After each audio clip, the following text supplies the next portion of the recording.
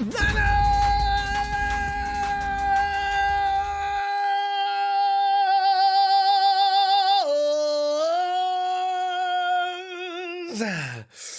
gonna be fun to do that with a real feeling behind it, other than are we gonna be able to stop this slide or what? Fair, but you know what? It's die-hard time. I mean, Fred Warner says 49ers are focused on earning next week's win, not four-game losing streak. Put it in the rearview mirror. There's nothing that can be done about it. Let's go forward. You know what? This will continue. Nobody does. Fred Warner and his Niner teammates, according to him, are not feeling anything less than ready to go in Week 8 with the same intentions that they started the season with, which was probably to go to the Super Bowl, because actually the thought was everything's in place, let's go, and now everything's out of place, we're not going. The difference now is they've created some near impossible odds to win the division, along with a now desperate situation for the playoffs as well. Tonight we'll go to the phones to hear whether you're feeling the Niners all-pro linebacker Fred Warner at his confidence, or has the time come to look forward to 2022? God. Week 8, we're talking about, man, it's over. Let's go ahead and get ready for next year. The more bad news from Twitter. Eric Mirov, his tweet, 49ers HC Kyle Shanahan told reporters that DT Javon Kinlaw may need season-ending knee surgery. The former first-round pick has missed the last 2 games, as if we didn't know. That's it, fam. I don't know. I didn't know. I figured they were going to keep patching him up every week for the rest of the season, but I guess not. Because we know he's got a chronic condition in his knee, I just wonder, what is the surgery supposed to be attempting to heal? I don't know. I guess we'll find out more about that later. Also, Nick Wagner reports that 49ers not practicing today. Linebacker Azeez Al-Shar, he's got a concussion. D. Ford also with a concussion. Maurice Hurst. You know how we do. Boy, once we get into something, we get into it. Last year was a high ankle sprain, right? Everybody had a high ankle sprain on the roster. Now, this year, it's all about the calves. Yeah, George Kittle healing up from a calf injury. Maurice Hurst now ending up from a calf injury, right? Alex Mack had a vet day, but he needs more rest. So, yeah, good. Thank you. Deebo Samuel, his calf is hurting. Jaquaski T's got a knee, and Trent Williams has ankles and elbows going on with him. So we're going to get it back this weekend. Fortunately, though, you look at the fact that Khalil Mack may not be playing. I'm pretty sure he's not playing, actually. I thought I read that yesterday. Whoever else the Bears have, I think Jalen can handle them. You know what I'm saying?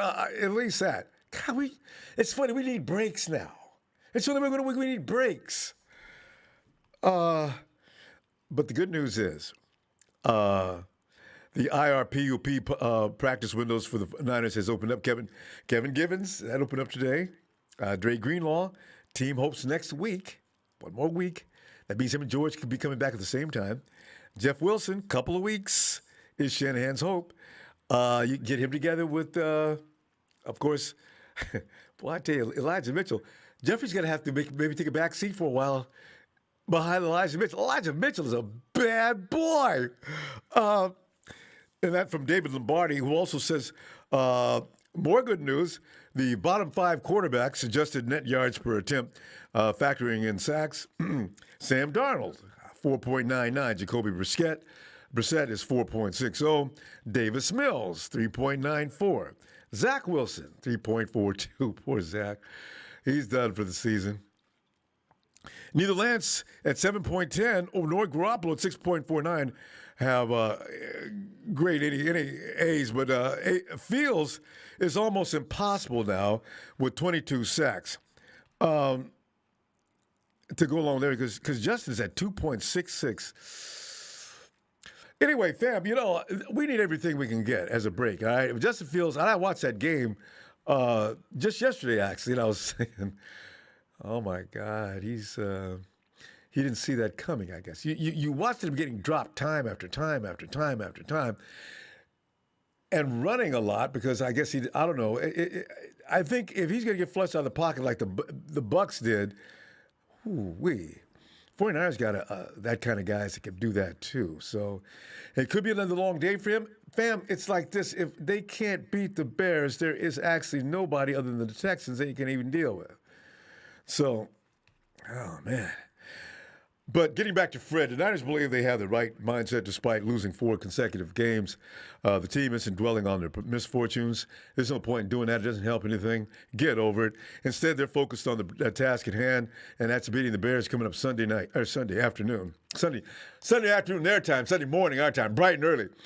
I want to join Damon Bruce and Ray Ratto at 95.7 The Game today, and he can be quoted saying, anytime you're going through a sort of a rut like this, it's easy to kind of get down on yourselves, but I feel like I've been really impressed with how the guys have handled themselves coming into work today on a Wednesday, and guys really go after it. I don't think anybody is hanging their head or feeling sorry for themselves. We're just trying to find a way to win. We're trying to find that one W. Get that W. Come on, guys. It's all about the Chicago Bears and nothing else right now. We're searching for just one win. Now we got to hear about just take one game at a time. You guys haven't won a game in a long time. We know about that. There's no need to remind us over and over. One game at a time. That's all we can do. So we just need one. That's it, unquote. There were high expectations for the Niners heading into the season. You and I both know that. We had those high expectations ourselves. Even after winning their first 2 games, the team's flaws were kind of noticeable even then.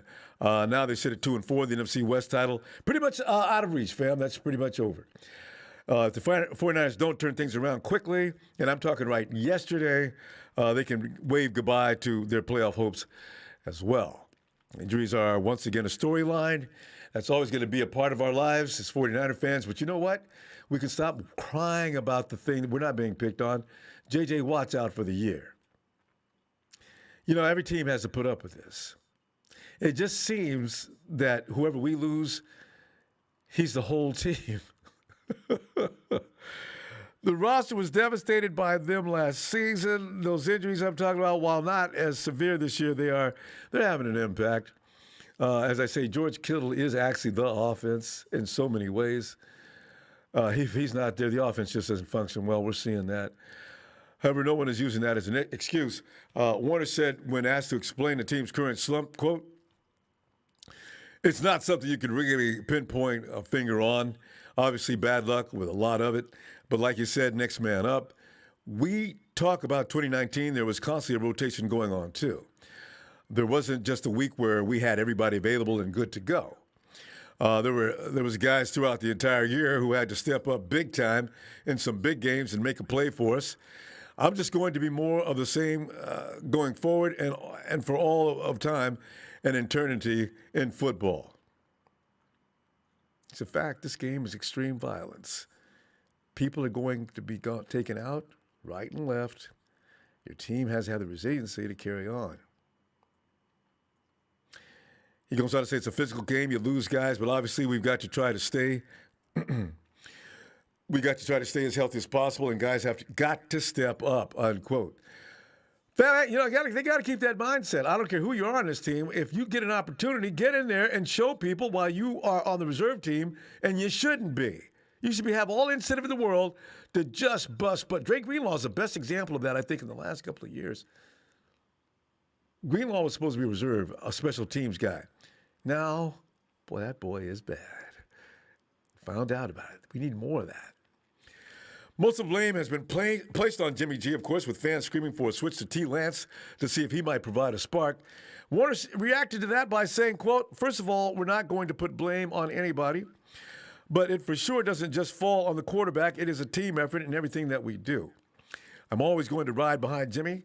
I'll ride behind whoever we're rolling with. But I'm always going to ride behind Jimmy. I have the day I stepped a foot on this team. He's handled himself so well throughout the year. He's always been criticized, but it doesn't matter to him. He doesn't listen to the noise. He's always going to put his head down and work. I love the way that Trey's been working and developing really well. whoever's out there, it doesn't matter. It's a team effort. The defense has to play much better to help the offense. It's never going to be put on just one position, unquote. So, fam, I don't know. What are your feelings on this matter? Are you done with 2021? Do you think Fred and the 49ers can turn this around and maybe come close to running the table toward the end of the season? Or do you not have any more faith in this team? And what are your feelings and thoughts is what we want to find out tonight. Where do you stand on the die-hard meter? For me, I'm thinking like I always do. I do not want to go 11 weeks doing nothing but crying and whining and not believing. My feeling is this. The 49ers will suddenly find themselves, and it could be this weekend, because like Fred says, you get that one W and all of a sudden something snaps. Then you put 2 or 3 together. If you do it within the division, it's because behind the Bears, here come the Rams and the Cardinals. If you beat them, 49ers, you are back. If not, then the people who are saying forget about it are right on target. Because Ronbo Sports. Hey, Ronbo, can you check out my new audio podcast on Spotify? Just search Coach's Viewpoint. Coach, will do. Mr. Joe Pappy, sup, fam? Still faithful here, even though it's hard right now. Still in this, but they better get their poop together. Starts with a win Sunday. Amen to that. Vernon Freeman, I bet the 49ers are going to give us a nice Halloween treat. That's the spirit. Tony Combs says, we are going to beat the Bears. We are on the road like Willie Nelson on the road again. Just can't. We do better work on the road again. And you know something really funny, fam? The 49ers, I believe, as if you look back, are notoriously famous for coming off the bye week looking a little bit like they did. Now, I don't know if they looked that bad before, but they really looked bad that Sunday was just awful. Coach Viewboy says, right, I think it's time for our captains like Fred to start doing some yelling on the field.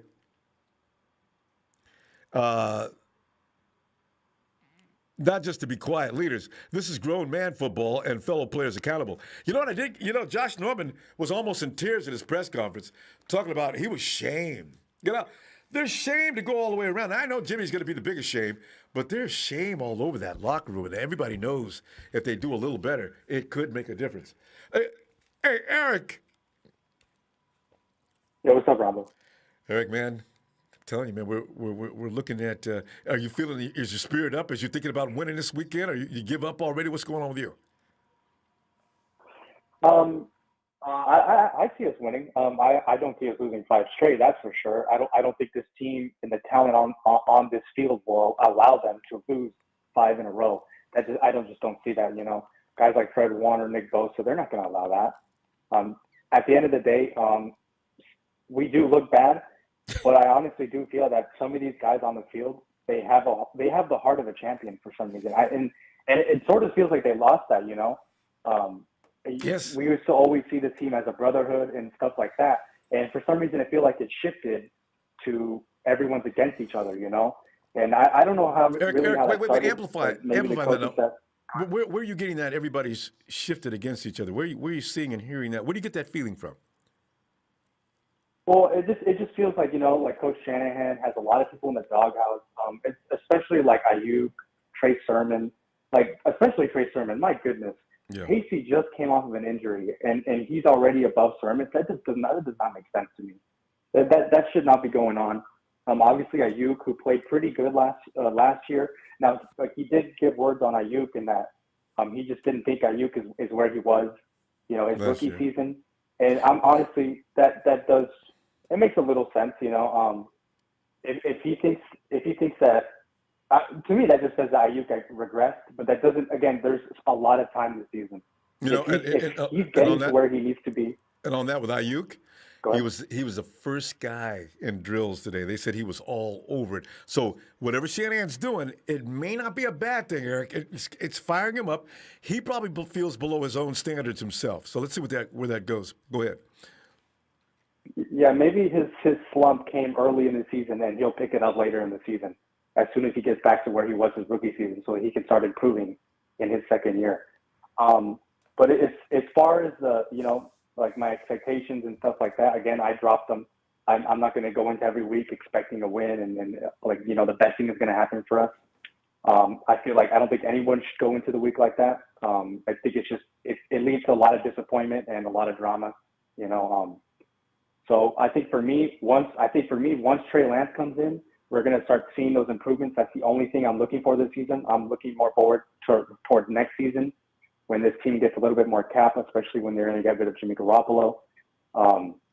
So I think once next year happens, that's when I'm going to put my expectations back up there for this season.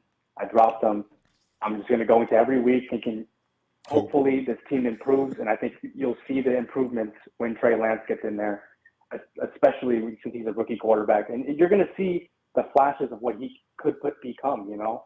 And I think I think for me, Trey Lance is going to be the biggest reason why Niner fans keep hope and keep faith, because at this point, it's dropped. And if once Trey Lance comes in there, I think it's going to restore a lot of faith in a lot of people.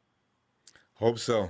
I really do, because, you know, if they're going to put all the marbles in his bag, he's got to produce. Yeah.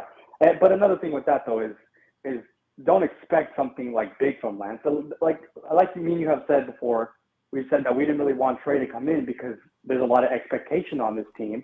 And if he can't fulfill that expectation, it just lowers his confidence. And I think now that there is no expectation, you know. Trey can go out there and make mistakes, unlike he could in the first couple of weeks of the season. He can go out there, he can make mistakes, he can improve off those mistakes. And that's not something we could have said a couple of weeks ago because the fan base would have killed him for it. But I just think that now Trey can go out there, play his game, and be who he is, and it's gonna show improvement. I think it's gonna restore a lot of faith in the fan base. He's going to be in a classroom situation, though. He's not, I don't know about being himself. He's still got to become a throw-first quarterback, right? And that's going to take some real discipline. So, you know what? We're going to see if we're losing anyway, you're right. It's not going to matter whether he comes in or not because the season's over. He can come out there and just use it as a big canvas and paint a picture and give us an idea as to what he's going to be, what he needs to improve on. He can become Justin Fields, just, you know, get your brains beat out, but you'll learn from it. Hopefully it doesn't destroy his confidence. Mm-hmm. So we're going to see what happens with that. But right now, I tell you, we just got to win a game. Yeah. And you don't want him to become like Mahomes where he has instant success and then all of a sudden he just falls, you know. We could see that right now. Mahomes was living in fantasy land, and all of a sudden now it's his rookie season now, you know. Yeah, he's sort of fallen apart this season. There's a lot of factors involved with that, too. Mahomes, there's got to be some bigger story than that because he was already established. He was already rolling. That's a weird thing going on with him. Yeah. Anyway, man, Eric, let me tell you what. I'll see you on Friday, man. We'll make the predictions like we always do, which I might stop because it's bad luck. Anyway, I'll see you on Friday. Hi, Ronbo. All right, fam. Yeah, I'll catch you later. Looking forward. All right. And Rakib Jamani said, hey, how you doing, brother? I think this is the week. Oh, please. I feel it in my bones. We are going to squeeze out a win in the Windy City, run the rock, and win the damn game. You know what, Rakib, please don't say squeeze it out. You know, you watch Green Bay and Tampa Bay win and just beat the brakes off the team. We got to go in there and be at least, you know, it's got to look impressive. We can't just go in there and squeeze a win out. Oh, hey, Darius. What's up, Ronbo? Darius, man, we're looking at who's still on board. You know what I'm saying? You know, because like it'd be easy to say, man, forget about it. The Niners are done, man. What we need to do is start getting happy about next year already. And I said, God, 11 weeks? That's damn near 3 months of football. We gonna sit back and be sad? Oh, Darius, I don't watch this game to be depressed. Are you still on board? Are you still a diehard, or do you feel like you died already? I mean, ever since I can remember. So what am I? I'm about to turn 19 in a few days.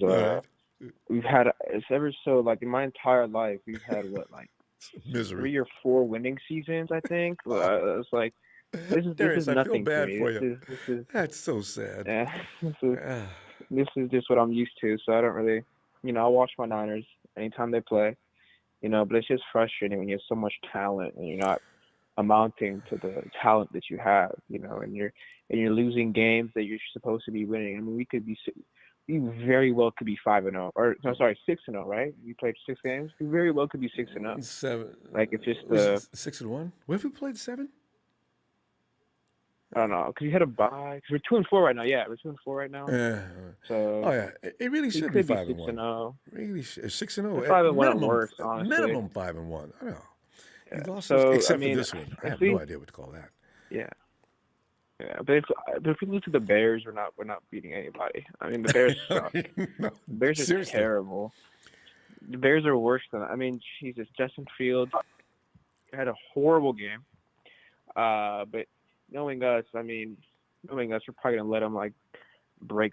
Have his breakout game. I remember the game against Seattle. Seattle never scored in the third quarter, and I guess they put like 14 points in the third quarter.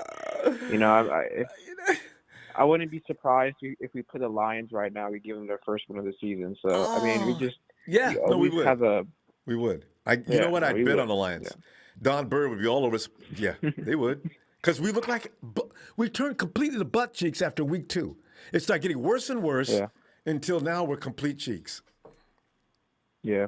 So if we lose to the Bears, I have no faith in our season because then we'd be already sitting at 5 losses, and we have to play the Rams 2 more times, the Cardinals 1 more time, the Seahawks 1 more time, and then you have to play I'm not worried about the Hawks, but everybody else you oh. mentioned. Yeah. I mean, we probably lose to the Hawks. It's like because that's what we do. To the Seahawks no matter what. So even the year we went to the Super Bowl, we lost to the Seahawks. That's just what we do. If we had Geno Smith at quarterback, we'll still lose. So, yeah, but we have to beat the Bears, and I think we can beat the Bears because their O-line's trash. Hopefully Nick Bosa and Eric Armstead get down there, and because Kinlaw, man, he's probably gonna be out for the season, and I figure they're going to mention that next week at the latest. Yeah, because Kinlaw, he was decent at what he did. He wasn't crazy. He was a big body that took up, that was just a double team guy. Yeah, he helped with the run.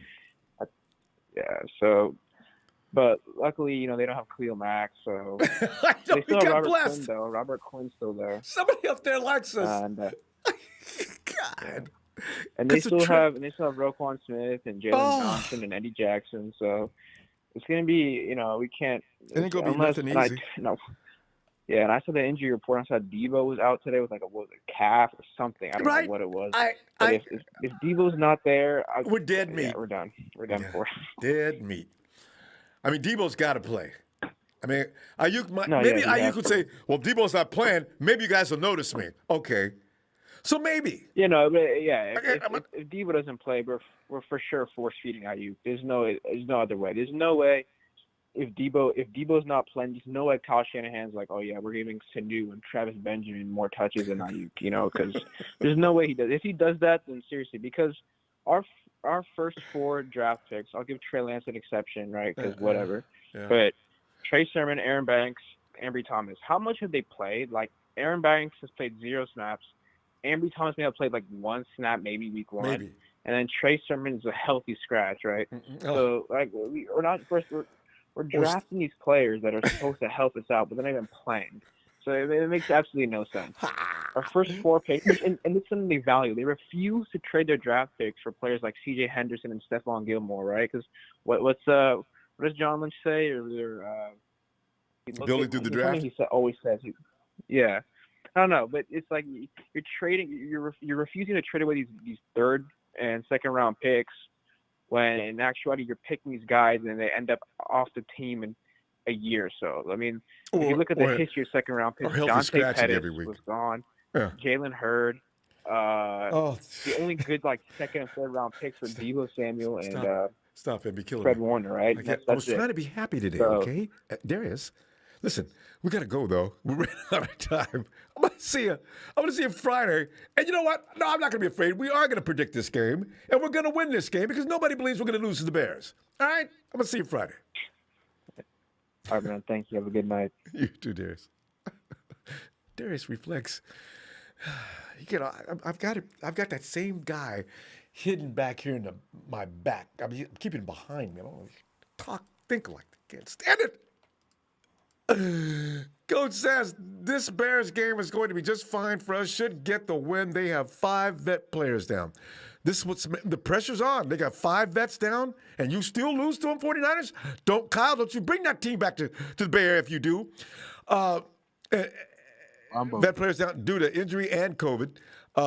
Fields is going to be running around like a deer in headlights. Now, see, these are things that you can anticipate, and somehow we'll still muff it up. Hey, Jerry. Can you hear me? Jay, I can hear you, man. And I can sense in your tone that you're a little frustrated. But Jay, I was going to ask you: are you still dying hard, or have you already died? Or I mean, I'm a fan. Nah, I don't look. If we lose to this team, like we are so freaking shit. I swear. Like their offensive line is so bad. Justin Fields has gotten sacked like 22 times. I'm pretty sure I heard. It is. It's damn. Like, look, didn't we play against like the Green Bay Packers and they had a like backup offensive lineman? I'm pretty sure, right? That's what bothers me too. We didn't they had backups in there, and then we couldn't get sacks on Aaron Rodgers. Like we only got like 1 sack, I'm pretty sure. So I feel like we're not gonna what's it called, take the chance to sack him, sack Justin Fields, And the thing that our cornerbacks gotta play better, because Justin Fields loves to throw it down the field, and that's what he's good at in college. So yeah, I'm worried that we're gonna get a lot of PI freaking penalties, bro. Hey, Jay, if we get PIs this week, boy, I tell you, man, anybody that got PIs over the board and got beat downfield, stop getting beat downfield. Back up. If you don't have the leg speed, then not.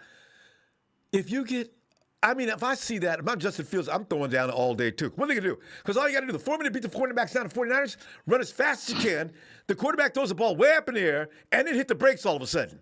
Watch that idiot run into you. And then, of course, PI. Oh, man, come on. You guys been playing football longer than that. Yeah. And we still do not have an identity yet. I don't know why. And our identity is the run game. And, Kyle stopped running the fucking ball against the Colts. So, yeah, it sucks, man. The run game was actually working. And, and I want to use Trey Sermon more, because, like, he's like the power back, right? So I want to use him first, not Elijah Mitchell, because Elijah Mitchell is a speedster. Yeah. And, I want to use Trey Sermon to tire up the defense, and then we have the speed in there. That's why I want to happen. I just wonder, can Trey catch the ball out of the backfield? If he can, I don't know. Let's drop the ball off on him, Kyle. We don't want to be running. You don't want to throw the ball downfield. Then just screens and things like that. Then stop trying to run them crossing patterns. Everybody knows that's what you're gonna do. And I just, man. But I think Kyle doesn't trust him, because I think he has fumbling issues or something. I don't know. Man, I did. Well, he fumbled. Jermichael Hasty has fumbling issues too, but it doesn't make sense. Yeah, has he fumbled this year though? Jay, I don't think he's fumbled. Jermichael, he fumbled against the Eagles, I'm pretty sure. Oh. Yeah, he did. Man, it just sucks. If we lose against what's it called, the Bears, Kyle's definitely going to be in the hot seat, honestly, because right now it's like warm. The hot seat, the seat, but, like one of the bathroom toilet seats, right? Hey, as a matter of fact, how do you know? If anybody knows, how many games they've won? 3 games. They're better than we are, right? Who did they beat? I don't even know. I forgot. I did watch them, but they won against the Lions and who else? Okay, well, you got to beat the Lions. Yeah. Bengals? What? Did somebody say the Bengals? They beat the Bengals? What the? They beat the Bengals and the Raiders. Raiders? The Raiders? Oh, yeah, the Raiders, too. I remember that. Oh, damn. Okay. See, now we need to worry. All right? How'd they do that? Okay. I don't know. But they got blown out by the freaking Buccaneers, though. And they got manhandled by the Packers. Yeah. I don't know. If they don't have Khalil Mack, that's going to hurt them defensively. And that offensive line is lying 1.6. Somebody said in the chat, you can't let Nick Bosa have that length of time. He will get you. We better get at least 3 sacks in this game, or 2 at least, 2. Well, he's going Minimum to be 2. flushed out of the pocket. But you know what they did? The Bucks had safeties and everybody else running him down. You just got to scheme him up a little bit defensively. Don't just rely on the front four. Yep. And I like that. No, I don't like, but Jaquaski Tart is out with a concussion or something. I don't even know what. No, he's out with a knee. He's gone for weeks. Yeah, with a knee. Yeah. I'm glad to see who Huff in there. The Fanga. I know. This could be interesting. He's I'm he's excited. Yeah. Yep. He looks like a cool dude. Send him on a couple of blitzes because he's like a Wolverine when he comes after a dude. Dude, no matter how speed is, he stays right on him. So yeah, Justin Fields starts flushing out that pocket, and he will be flushed out all day long. Have somebody waiting for his butt. I mean, you just look at what Tampa Bay did, and that's the formula to kill Justin Fields. All right, fam. Tell you what I'm gonna do, Jay. I'm gonna look for you Friday. Bring your score. Nothing but positives. We got this. I don't know. I don't know if we're gonna win. Honestly, it's a coin flip at this point. And you have every right to feel that way. But I'm gonna see you Friday anyway. Be looking for you. Trey looks healthy too. He literally looks so healthy. Like what? All right, Jay. How did you get hurt? Okay, have a good day, Ronbo. You too. Gab. Is that Gab Field 2000 or real? Okay. Anyway, Gab, I see you. Ronbo, we must be balanced so that we are harder to predict. Yeah, I know, right? Actually, I was crying about Debo. Maybe if Debo's not playing, it might be a good thing. And I say that, but wait a minute, hear me out. I say that because Jimmy, that's his pacifier, his safety net, his baby blanket. Damn it, Jimmy. I understand maybe why you're doing that, but don't just force the ball into Debo. Look around, And so maybe if Debo's not out there, he'll look around. My God. We do have an identity. We love the PI. Kyle don't even trust his mama right now. And John Lynch is updating his resume. We keep texting at Coach. I'm feeling you on that too. Yo, D-Flow. Yo, what up, Ronbo? D-Flow, man, I'm doing a heat check, man. I'm talking about who's still the diehard, who gave it up already. If you gave it up, why'd you give it up? If you remain a diehard, we want to know about that too. Fred Warner says, damn, the last four in a row, we're going for it this weekend. Are you with that, or how are you feeling? No, I'm with that 100%. Defense, like they're the ones keeping us in the game. It's our offense is the one that we have to worry about. Well, D-Flow, know this. The defense last week did everything they could to help that other team. Them 2 PIs did not do nobody any good. But you know what? You're right. Oh yeah. Yeah. But those are PIs though. But those are given. They got beat. They got to work us on their more man-to-man. 49ers are still new of playing man-to-man. We're usually a zone defense. Point is, 14, we got to give it the benefit of the doubt. 10 points is 10 points. We got to find a way to get better all over the field. The front line is doing fine. But then again, our offense has to match our defense. Defensive intensity. Kyle Shanahan has, because we have a rookie defensive coordinator, right? And he's outplaying the 5-year offensive coordinator in Kyle Shanahan. So that's the only way we have to, that we're going to win is if Kyle Shanahan can know how to use other people as in the offense, not just Deebo Samuel. Because I told you, I think by week 2 or something, that we got to get other people in because we have yet to see Deebo Samuel play a full 16 games, and now we're playing 17, and he's getting the bulk of it. Yep. So he is going to get the way he plays physical. The way he plays physical is. What is Kyle Shanahan doing of not preserving his plays? That's what boggles me. Is that, come on, you're a head coach. You're supposed to manage the whole team. You're not an offensive coordinator. You got to get other receivers into it. So whatever you have going in with IU, you're not really telling everybody what it is, but you got to know how to fix it. You were talking good about Trent Sherfield of how good he's been playing. We've seen how good he was in the preseason. We saw like in the the first game when he caught that touchdown. We seen spurts, but why are you not using him? We all seen Ross Dwelly over the years. Whenever George Kittle got hurt, whenever his number got called, Ross Dwelly answered it and balled out. So it's up to Kyle Shanahan to see if he's the one that's going to make us go on to the next. Because as of right now, I'm a faithful. I always been a Niner. I've been a Niner since Joe Montana and Jerry Rice days. Right. But the thing is, we got to look more because now I'm looking at it. Out of 20 years, we only have 5 winning seasons. Out of 20 years. All right. Sad. So we got to look under Prague Morate. He's the one who's been there during all those 20 years.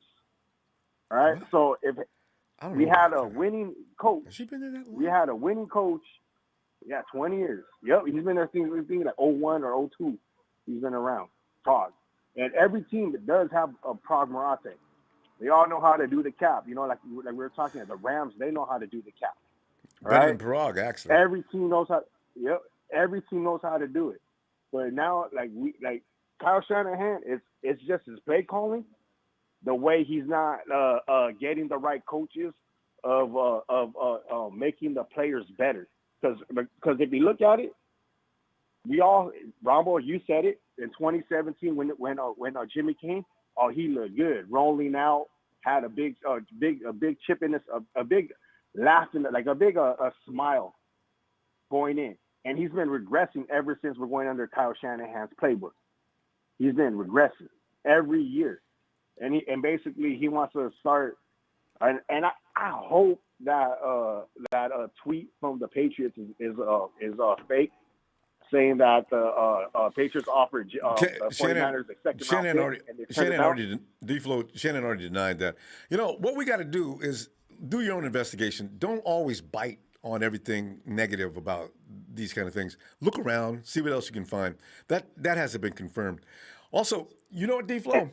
I don't know if, as when I play ball, the coach would tell you so much, but you got to get your ass in gear. You know, I know what I need to do. Do it.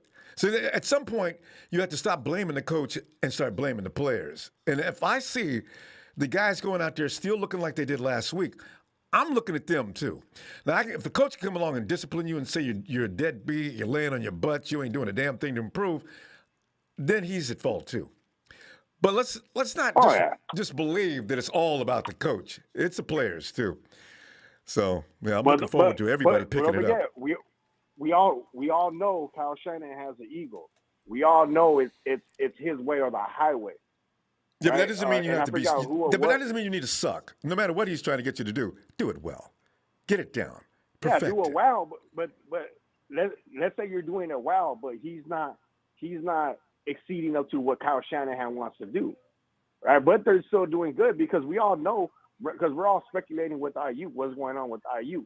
We all seen what IU can do, right? And what's crazy, Dante Pettis has more receptions. What have you done for me lately? IU. You know, I'm going to give him little bit of slack, but if Shanahan is saying that he needs to fix some things, I think it's this. I don't think it's like he doesn't have anything to fix and he's just being picked on. But we'll see.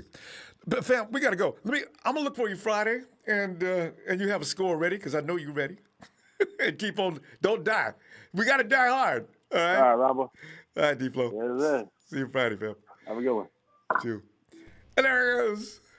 From the blue waters of Hawaii. See, Tony's presence gives me the opportunity to sing. Fam, because you know, I'm just a suppressed singer who just never got his chance. Aloha, Tony! Aloha, Ronbo. Same, sir. Very, very much the same. How you feeling on this Wednesday, sir? We got to get you ready to do a duet then. Tony, I'm doing fine. The more I think about it, and these guys have got to dig down deep. You know, we're redistributing blame now. Now, we went from designation to redistribution, right? Because we're giving 2 or 3 people all the blame for all of our downfalls, right? And pitfalls and misery. When really, I just remembered back at school, coach can lead you to the water, but he can't make you drink. You got to get out there and like Fred said, look, you know what? It It ain't about no one guy on this team. We all got a job to do. If he ain't doing his job, doesn't mean I ain't doing mine. Everybody's got to work together here and get this done. But, Tony, that you can amplify on if you want to go another direction. Or, Tony, my question tonight is, are you continue to be a diehard, or have you put it on the shelf for 2021?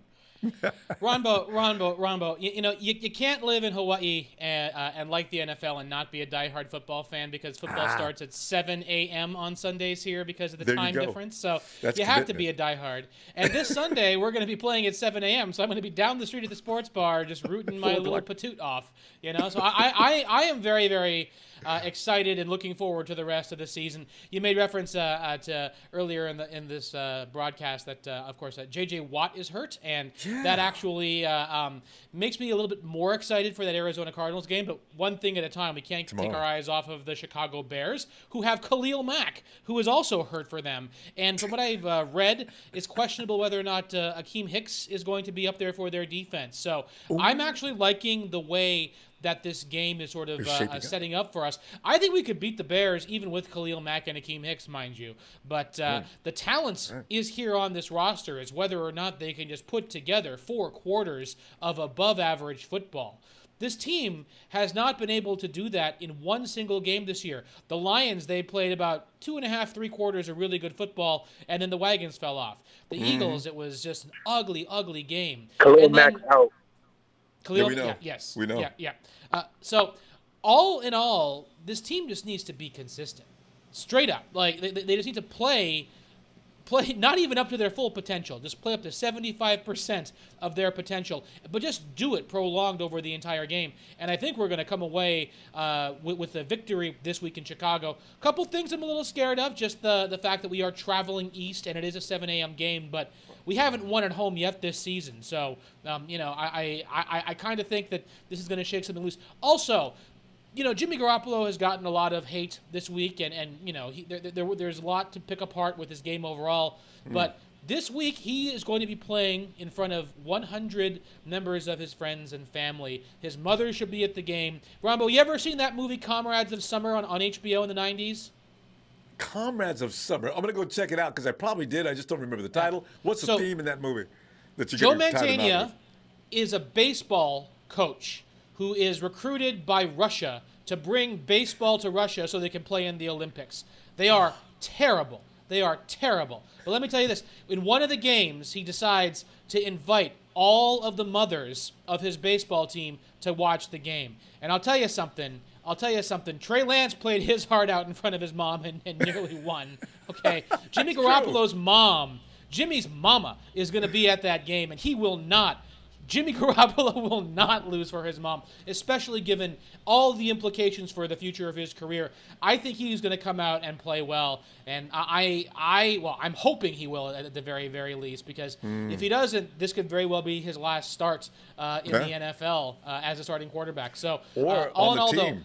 though, yep. But this Bears team is eminently beatable. And so I like our chances, and so of course I'm sticking with the team, Ronbo. Of course I'm sticking with this team. Yes. I knew you would. There was no question. I'm just presenting you because that's the theme tonight. So you're the last guy. I mean, we could be like, what are we now, 2? We could be 2-10. Tony, I know you'd be still supporting the 49ers. Like me. Oh, yeah. I'd be crying my eyes out, but I'd still be supporting them and saying bad things. I can't believe you guys did this to me. You went out there, you embarrassed the entire Niner Empire. You've got no shame about you. Where's your pride? I'd go through all that. But you still got to love them. No, we've lived through Dennis Erickson and Jim Tomsula and Chip Kelly and Mike Singletary pulling his pants down and all sorts of stuff like that. You know what? By the way, shout out to every single 49ers fan who's under the age of 21 who has never been able to see with their 2 eyes consistent success on this team. There was a caller a few guys ago who was I think 19. So that is a real fan right there. That's so sad. All I can say is this season stinks. It definitely stinks. But it's hopefully this is the low point. And if we pull off a string of wins, this season is not over yet. We play all of the teams right now that are in the playoff hunt. We play the Vikings. We play, the Falcons are somehow in the playoff hunt. We play the Cardinals again. We play the Rams. We play the Seahawks again. the destiny of this team is in the hands of the team. It is not out of our hands yet, and so they just got to put it together for 4 quarters. And let's just see it with the Chicago Bears on Sunday. So I'm excited. So go Niners. Tony, I think you should actually make a trip to Santa Clara and talk to the team. With that kind of enthusiastic delivery, they've got to get fired up. Just make sure when they hit the doors that the doors are unlocked, you know? Because I think these guys can finally win this game. And I think they're going to win it in sound fashion. They've got to be as tired of losing as, what am I saying, Tony? If you played ball before, you know, you losing. I hated losing worse than I liked winning. I'm serious. The lingering effect of losing is just really gnaws at you. And you start thinking about, man, because you know what, I always thought about me. I never projected toward anybody else. You know, so I was thinking, come on, guys. We got to win this. Yeah. See right. Just step up. Nick Bosa, step up. Fred Warner, step up. Jimmy Garoppolo, please step up. Let's just all do step it. up. They got the talent, like I said, they can win. If you just sit around and casually play, you're gonna get your brains beat out. Oh, all right, Tony. All right, aloha, Ronbo. Good to talk to you. Aloha. Talk to you Friday. I'm looking for you. All right, Tony. Yeah. Take care. There he goes, Tony. D. Oh, wait, D.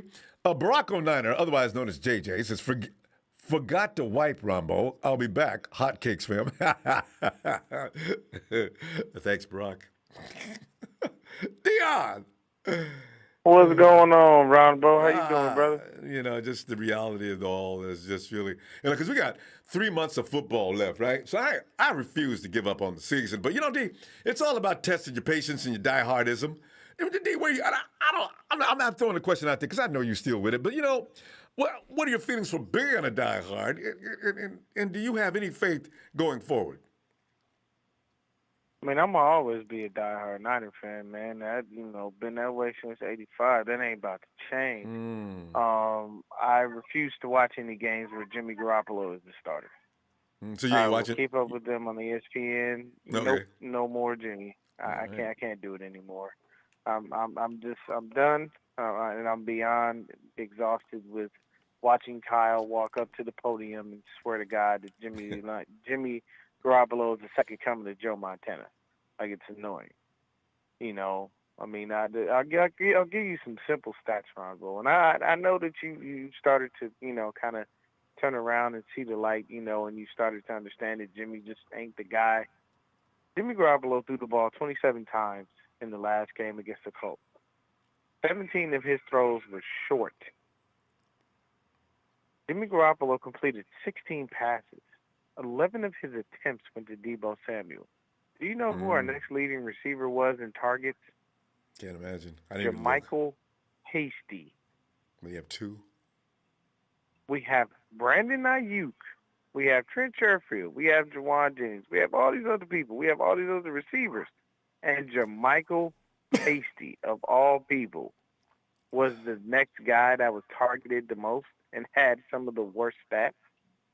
Like, come on, man. Just like fell down. And what kills me is he's not a receiver. Yeah, Kyle went up there and defended him. Jimmy came up on the podium after the game, the post-game press conference, and took no responsibility. Put it all on the team. Well, yeah, as a team we got to do better. We can't have those penalties and expect to win games. I am sorry. Carson Wentz hung 30. What were you doing? We gave Jimmy, the first thing that Kyle said before that game was the defense needs turnovers. So we go out the first drive. What happens? Elijah Mitchell runs the ball, and we score. The next drive, Elijah Mitchell gets 12 yards. And then what do we have? 3 short passes from Jimmy, and we wind up with the field goal. Then after that, there are 3 consecutive 3-and-outs. Jimmy did nothing. So there's no way that you can tell me that Jimmy Garoppolo is a good quarterback when he blatantly lost. And the Colts are a dome team. They don't deal with inclement weather.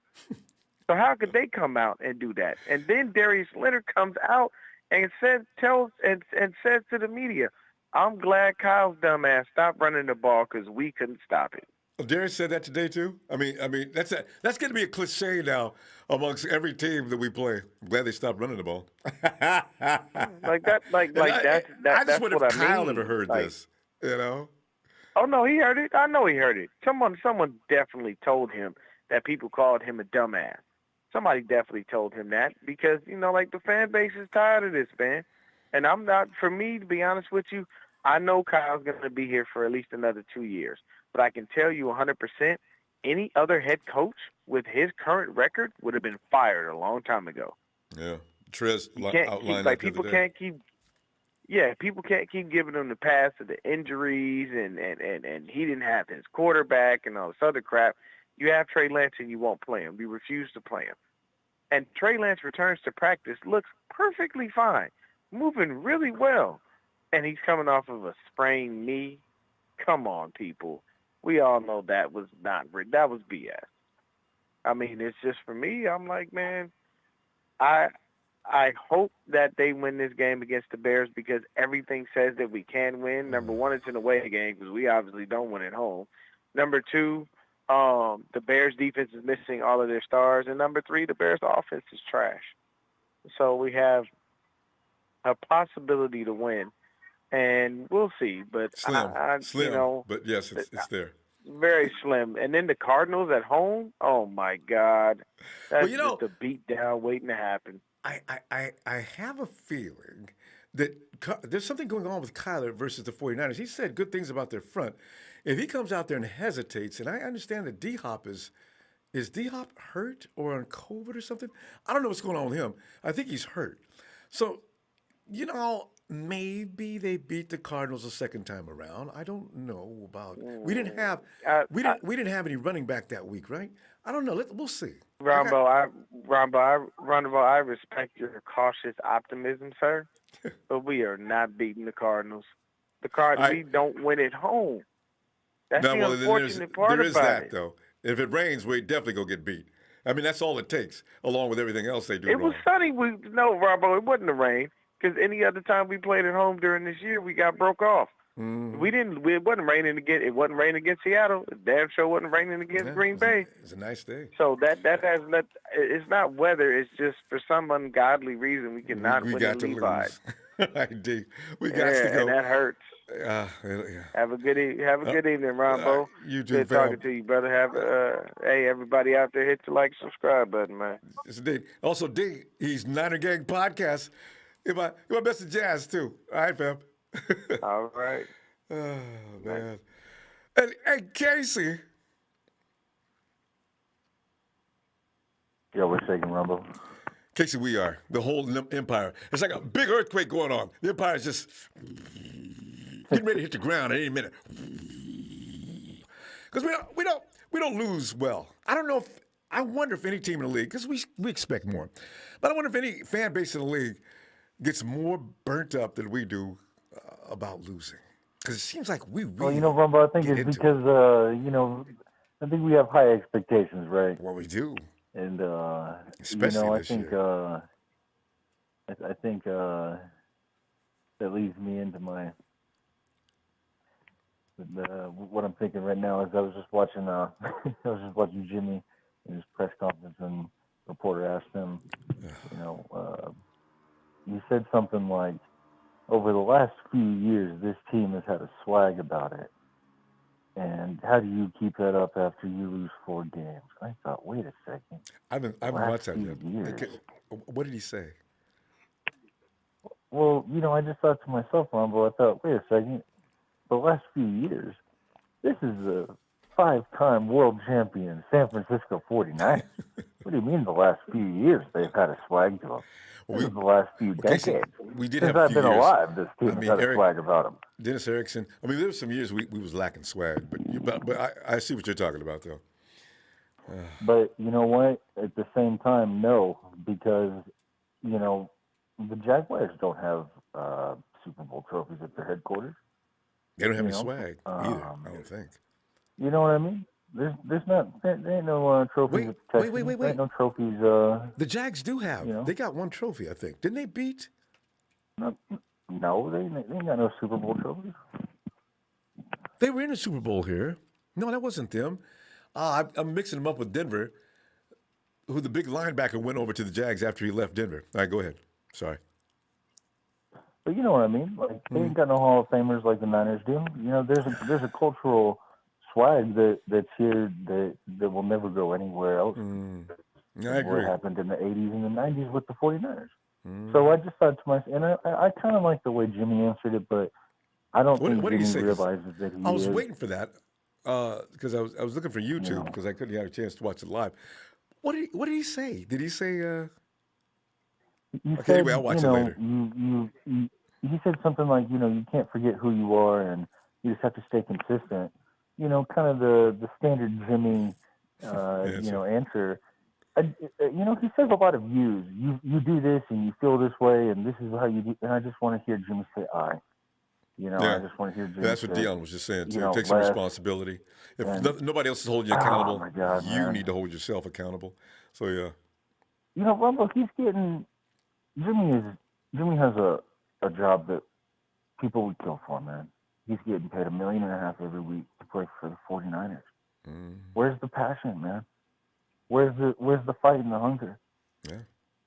I'm just man, it seems like at they least try and win the podium and they try guilty. And at least look like you have been up all night about this.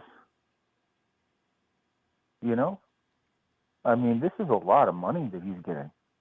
And it's a violent game, and it's a kids game, and it's media, and it's ridiculous, and it's fun, and all these different things. But I just don't see it out of Jimmy. I don't see it out of Kyle. I think there are clicks with this team, and I think once Trey takes over, they're going to have a real leader of the pack, and they're going to be a lot more focused from the top down. But they just this stuff with Brandon Ayuk.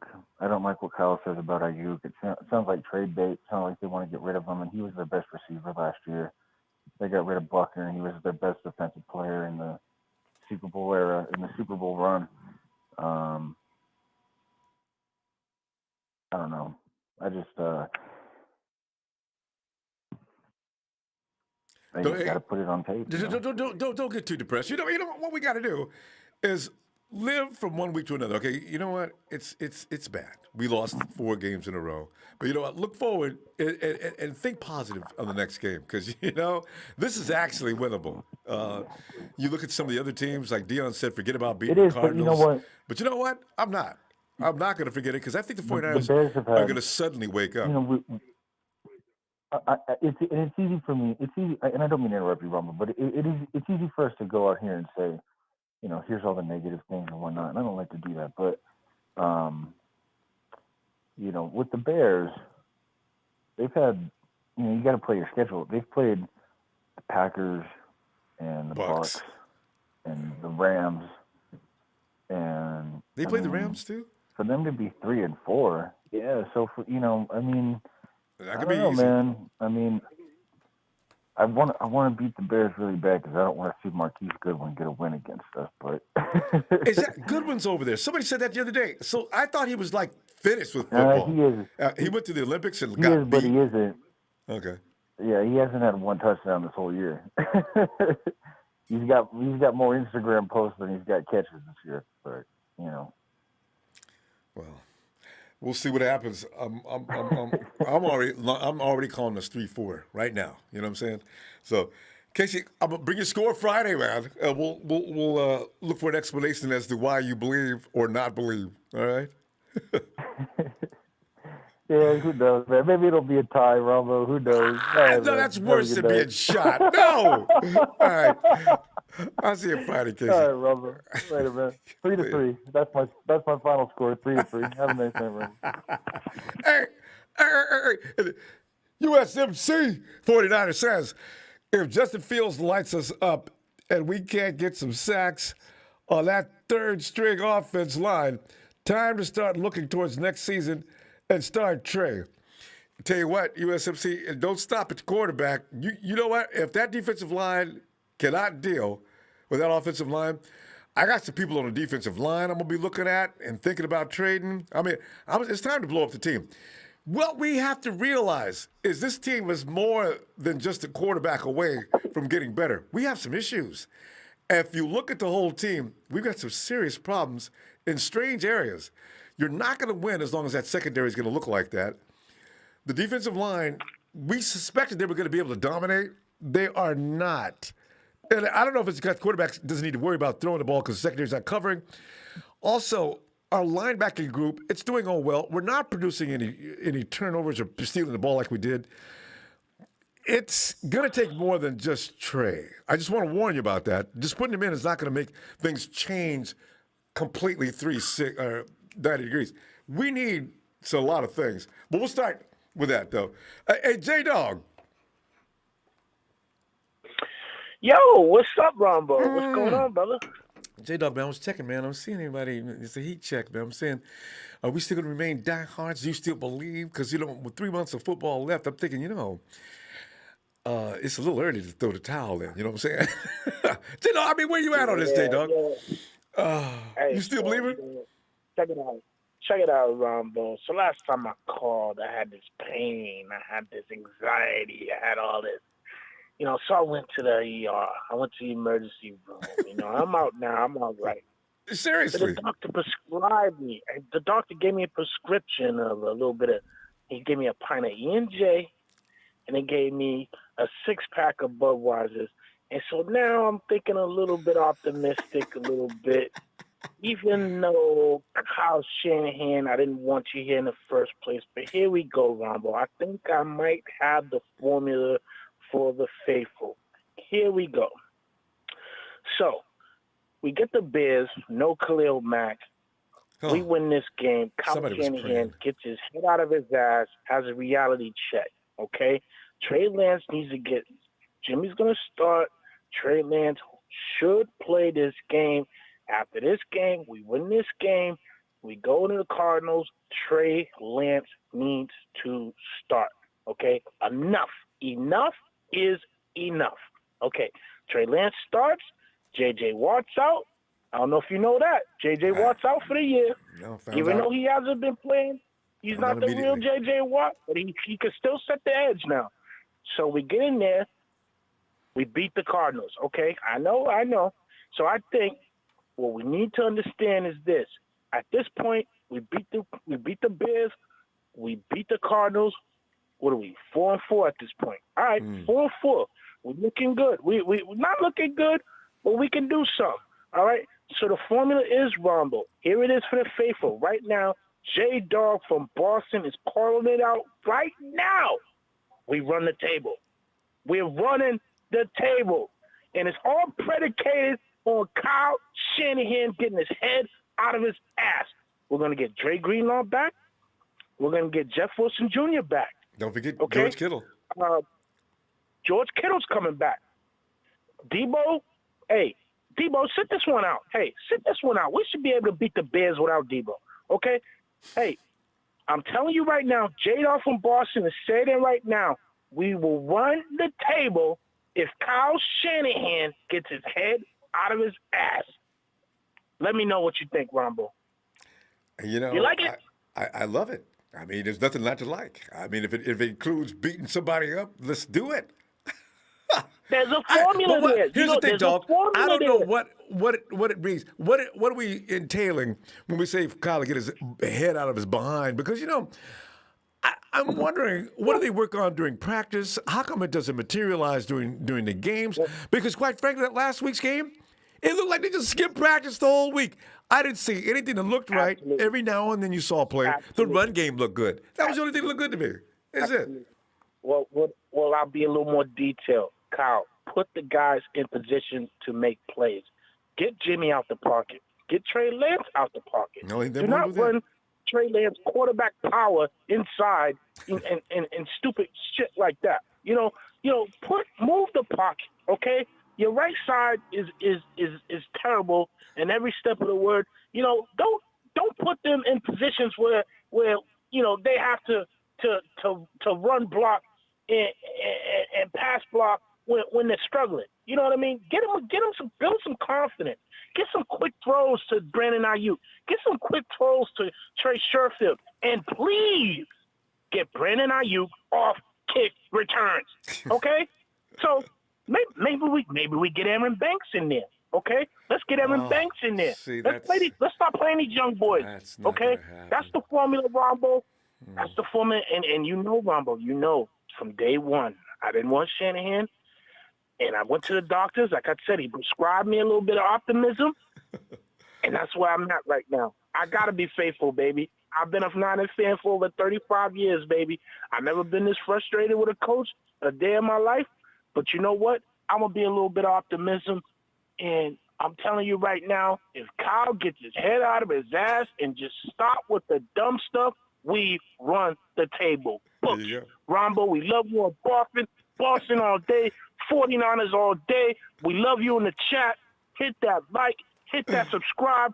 I love you, Boston in the house. Thank you, Ronbo. Dog, love you back, fam. Wait, Dog, bring your score on Friday and break that down for us as well. I'll be looking forward to it. All right, fam. Absolutely, brother. Yes, sir. There he is, J Dog from Boston. Good night, fam. Oh, God. And, you know, every time I hear the name Banks, because that dude looked like he was going to be just a beast coming out of the draft. And all of a sudden, he's like Ambry. We don't get any use. Hey, but Shania. Hello, Shania. Hey, Ronbo. Shania, I heard you haven't been feeling well. How you feeling now? You okay, I guess? Better. All right. Well, you'll feel much better if we could win this weekend, wouldn't you? Yes. Because, you know, the 49ers have been making everybody sick. So, you know, some of us just endured the pain better. Shania says that's it for me. No, my sugar went too high. Okay. Well, yeah, you got to be careful with that.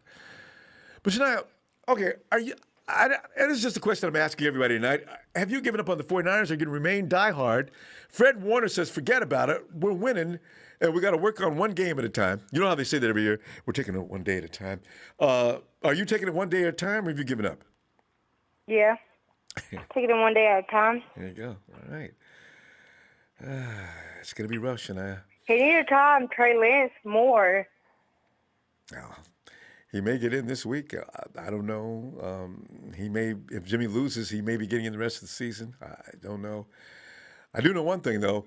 They've got to figure out whatever it takes to win games. This is ridiculous. I mean, this is like 2-4.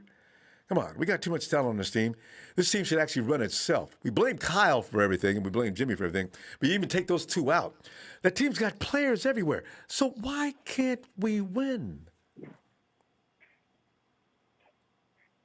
I thought it was funny how Jimmy came out and blamed the team for everything. Yeah, but I haven't seen that yet. Jimmy's, he's on his last minutes anyway. I don't know what he's talking about.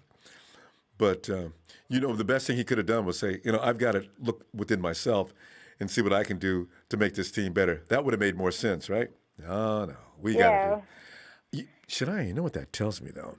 That tells me, you know, Jimmy and Kyle, I think they both have trust issues with some players on this team. Yes, they do. You know, remember the beginning of the season when Kyle says, well, Brandon Ayuk, I just said that Trent Sherfield is just playing better. Okay, Trent Sherfield probably wasn't playing better. Kyle was trying to piss Ayuk off, I imagine. Sherfield's not a bad football player, but he's not as talented as Ayuk, I don't think. So, you know, there's something weird going on. Yeah. So, we're going to find out what happens next. So, wait, Shania, though, how do you feel about our running back? Our running back situation is starting to look good. I'm telling you right now, Elijah Mitchell's going to be good. I think he's going to be the future guy, too. Yes, I like the running back. What is Bill saying back in, what is Bill whispering behind you? Oh, he's doing a game. Oh, okay. You know, I thought that's what you were talking about when you said my sugar's too high. You were talking about Bill. No. Well, Shania, I'm just glad to hear you're feeling better. Anything else you want to add? Because we're gonna go ahead and see you Friday. No. I just need a 49 shout out. All right, you can get that.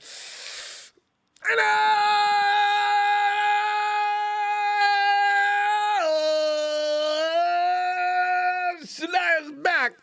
All right. Have a great day, You too. Ronbo. You too, Shania. Night. See, because you know what? In fact, just normally hearing Bill want me to sing Mama Don't Let Your Babies Grow Up to Be Cowboys. Right now, the Cowboys are playing some of the best football in the NFL. I don't even want to talk about them. I'm wanting them to go down, though. Hey, Bethel. Hey, what's up, Ronbo? Bethel, man, I'm sitting here like wondering why in the world is this going on and why is it happening to us? This was the year we were supposed to be able to get back to the top, and we're getting back to the bottom as fast as we can. But through all that, though, are you still a diehard? Bethel, I asked this question. It's clear that you are a diehard. I'm always a diehard fan. I'm always wearing my jersey, my sweater, my hoodie, everything. I go, no matter if we lose or win, I'm always repping. And, and I want to give a shout out to you and your crew because you guys stayed the last time until almost 12 o'clock. And, so, thank you for that. And I want to give a thanks also to all the fans that went to the game and was out there. Endured that weather. Showing why they're faithful. Yeah, during that weather. And I know neither Mike went, so thank you too. Because not a lot of people will endure stuff like that. Even the announcer said it. He's all like, look how hard it's raining, and look at this fan base is still here. That's why we're the best fan base around. Because no matter what, we're still there. Even though we might have a chance, or if we don't, we're still there. Helping our team try to win. Because Bethel, you know what, Bethel? If you can't go through the bad times, you got no right to go through the good times. Yeah. So yeah. So I them people, man, I salute them all day long. Here we are. We're sitting there watching this team look like ass, and we're still behind them. I look forward to them winning this game this weekend. Yeah. So. Yeah, and the thing is that that's one thing that kind of hurts me that. Our fan base is right there cheering for them. At least they could do is give us a win. If I know, right? Because they deserve a win. Look how in the bad weather they're out there cheering for them. That should give them motivation. That should make them feel like, hey, you know what? We need to win this game for our crowd, our the ones that cheering. And see, that's what scared me. I almost lost it this weekend because they look helpless. They look battered. Yeah. They look just defeated by the halftime, and the score was still close, actually, right? They just look like, well, there's nothing we can do. I'm looking at them do what they do, and I said, well, you guys, man, what are you doing? You look like you quit on me. Yeah, and one thing that I see that. They don't want to put Trey Lance in this game because if I remember right, Justin Fields said, whoever passed on me is going to regret it, and I'm going to make them regret it. So I remember that. I don't know if he's going to, go through it or what. And then plus another thing is that, if you put Trey Lance in there and say Trey Lance loses the game to Justin Fields. Now everybody's gonna be saying, "Hey, look at we should have got him. Look, he's better than Trey Lance." And you don't want to put your rookie quarterback, through that kind of stuff. We were talking about that the other day too. Because there's already whispers going on about Mac Jones, right?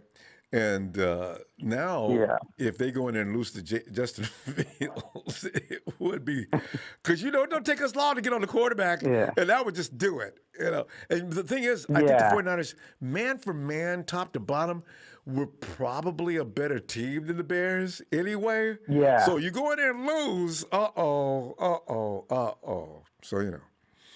there's more to go to. There's more to it than just playing head up like that, though. So it's a team thing. In that case, if we were to lose, it wouldn't be Trey's fault entirely anyway.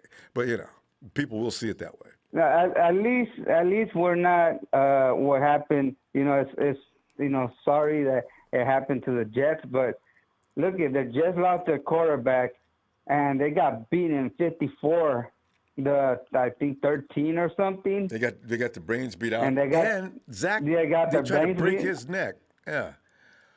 Yeah, and they put another rookie. I don't know if he was a rookie quarterback or that was his first time playing. I know his last name is White. I think I forget his first name.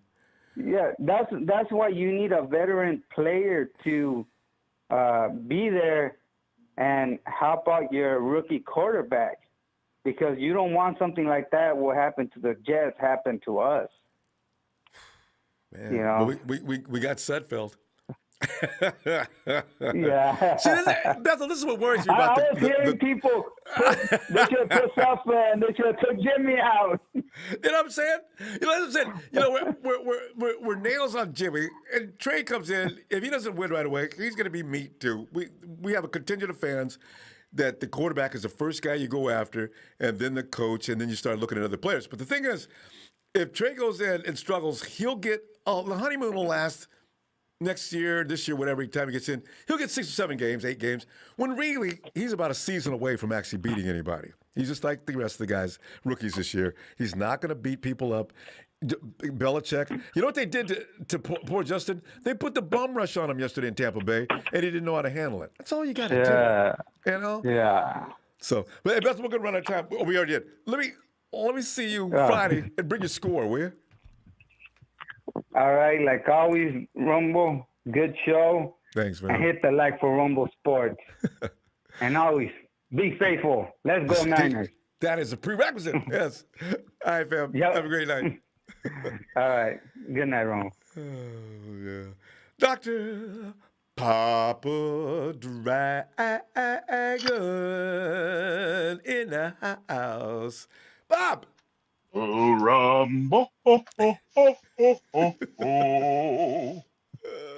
up, Ronbo? Pop, I'm asking everybody a question now. It's like, you walk up to the door. What's the password? Die hard. Die hard. I'm die. Yeah. So Pop, are you? Yes. What is your question, my son? Are you still a diehard? Have you not said to yourself at least once or twice, this season's over? If you've never entertained that thought, you qualify to be a diehard. I am a realist. I am that means he is a realist. No. I am a San Francisco 49er, the Barterlow diehard fan. Okay? I've had many opportunities. I've met many 49ers over the years. I'll tell you a story of one of my favorite 49ers. He was coaching the Lions at the time. I met him at Ford Field before the game. We were on the field talking, and I said, Mooch. He goes, yeah, what's up, Bert? I said, yeah, how many games are you going to win this year? He looks at me, and he gets real close. He looks at me straight down. He goes, 16 games. That was the season they went 0-16. They went 0-15? He said, went 0-16? They went 0-16, yes. Yeah. If I'm not mistaken. Whatever the case is, they had a losing record. They are the Lions. But that was the coach. And I forget their quarterback, but his quarterback was terrible. He was a pretty boy, and he played the piano good and all this other crap. Anyway, making a long story short, is as I was explaining on Monday, because fans are going to be fans, and fans are going to say this is some outlandish, crazy crap. I'm a realist. I pretty much can see what's going to happen before it's going to happen. So at this particular point, I'm telling you what's going to happen. This team hasn't given up yet, and unlike other teams, they have players that are coming back and they're going to be on the mend. In fact, today in practice, they added new drills, and they started the practice off with deep ball drills to try to help the secondary guys out. I saw because remember, our 2 corners, one's an undrafted free agent. The other cornerback was on a couch. Okay? Neither one of these guys went through mini camp. Okay? So when people sit there and say, what are they doing? Why are they grabbing people? Well, they're aggressive corners. They had no mini camp. They had no camp. They were both not there. That's a lot to ask for. Imagine someone coming to you and say, hey, man, what you doing? Oh, I'm just chilling on the couch. Why don't you come play for us and come out here and play cornerback on the island? Those types of cornerbacks that they are designed for football teams that utilize a lot of blitzing. where basically they stick the people man to man. You got to get the ball out quick. So when we don't get there quick, they're on that island longer. They kind of get exposed. So me personally, I expect that to happen. Okay. The same thing with the offensive line. I said at the very, very beginning of the season, I said the offensive line concerns me. The secondary concerns me because if Verrett goes out, a lot of people were hit to that. Well, if Verrett goes out, we're done. So anyway, my thing is that injuries happen in football. And I've always said Jimmy G needs to play better. When have I not said that? He needs to play better. He needs to act like he gives a damn. He needs to act like he wants to go 16-0. You see what I'm saying? But he doesn't project that off. He projects confidence and a carefree attitude, like I don't care and no big deal. It's a team thing. When he should be up there going, look, I lost the game tonight. I'm going to win the next one. And look a little shaken when you're up there. Exactly. He never looks shaken. Yeah. He never does. After the Super Bowl. He's That's handsome. the first time I've ever seen him look shaken. But usually, he's got a big grin on his face, and he's sort of chuckling between answers. Right. This is, right. What is that mood? Yep. And Kyle is under duress, and he should be under duress. But he's clearly a man right now that he's trying all these things, and they're not working. The plan they had before the season started, it's not working. Yeah, and he's not able to adapt on the fly to that.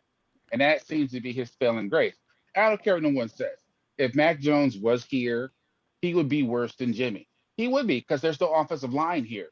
There's an offensive line in New England. There's also stability of coaches in England. He's getting sacked a lot, though. Every time I watch him, because I'm curious about him. I do watch him, but he's getting sacked a lot. So I watch him a lot too, and what I see is about 5 or 6 yards per pass attempt. I see a lot of yards after the catch, a lot of short passes, which is what Jimmy does. It's the same thing. Yeah. Exactly, but they have better receivers than we do. They have better tight ends than we do. It's the truth. That's what they have better running backs than we do. They do have better and a tight better ends. offensive line. But I don't know about their wide receivers. They got Kendrick. What? Kendrick is better. Kendrick's a badass this year. He threw a touchdown. Kendrick Bourne. Oh, I know. I said, God, we could have used Kendrick like that. I'm watching. We could have used. Oh my God. So look at the pass. Yeah, look at his passing chart, and right now he's throwing the ball to like 11, 12 different guys. So they are set up. They are really set up very, very well for Jimmy Garoppolo, or set up very, very well for Mac Jones. And that's why I don't even agree with the comparison. I'm not here saying what should have happened or what shouldn't have happened. What I heard was that New England did approach the 49ers for a draft pick, but they offered a 6th. That's what I heard. Not a second. And I didn't hear this on the news. My understanding is they started with the 6th. I don't know how far the negotiations went, because the negotiations like that they can go for months. Yeah. That's where it started, because they put it out there that they don't want Jimmy. They put it out there. So why would I trade for somebody you don't want and he's overpaid? I'll sit back and wait for you to cut him. That's what Belichick went to. I was just saying, because I heard just the opposite. I heard early in the preseason, their mission was to get Jimmy back in New England. Anyway, Pop, we're going to have to get that back. They're not going to overpay for him. What if they pay him? They're going to overpay. All right, fam. Let me see you Friday. Bring a score, Pop, and be ready to defend it, whereas the court will be open. All right. 3-5, 49ers. That's better. That's better than a tie. Casey said 3-3. Oh! No. Hey, remember, I'm all about winning, baby. I just want to win. That's all it is to it. I'm not mad. I want to win the next game. Let's go. Let's go. Let's go. Let's see us Friday.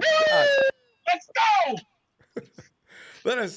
Let's bring in one of the founding members of TST. He goes by the name of Trez Owl. Trez. Hold up, wait a minute, Ronbo. Find that red and gold tonight, Ronbo. I always keep it stashed right here. Spring is a long way away, but we're still going to play. Trez, go ahead, lay it on us, man. I can't wait to hear this. What is it? Because I know you're a diehard. I didn't get to ask you. I got a couple questions for you, Ronbo. All right. What has Kyle Shanahan did to earn your trust? What has he done?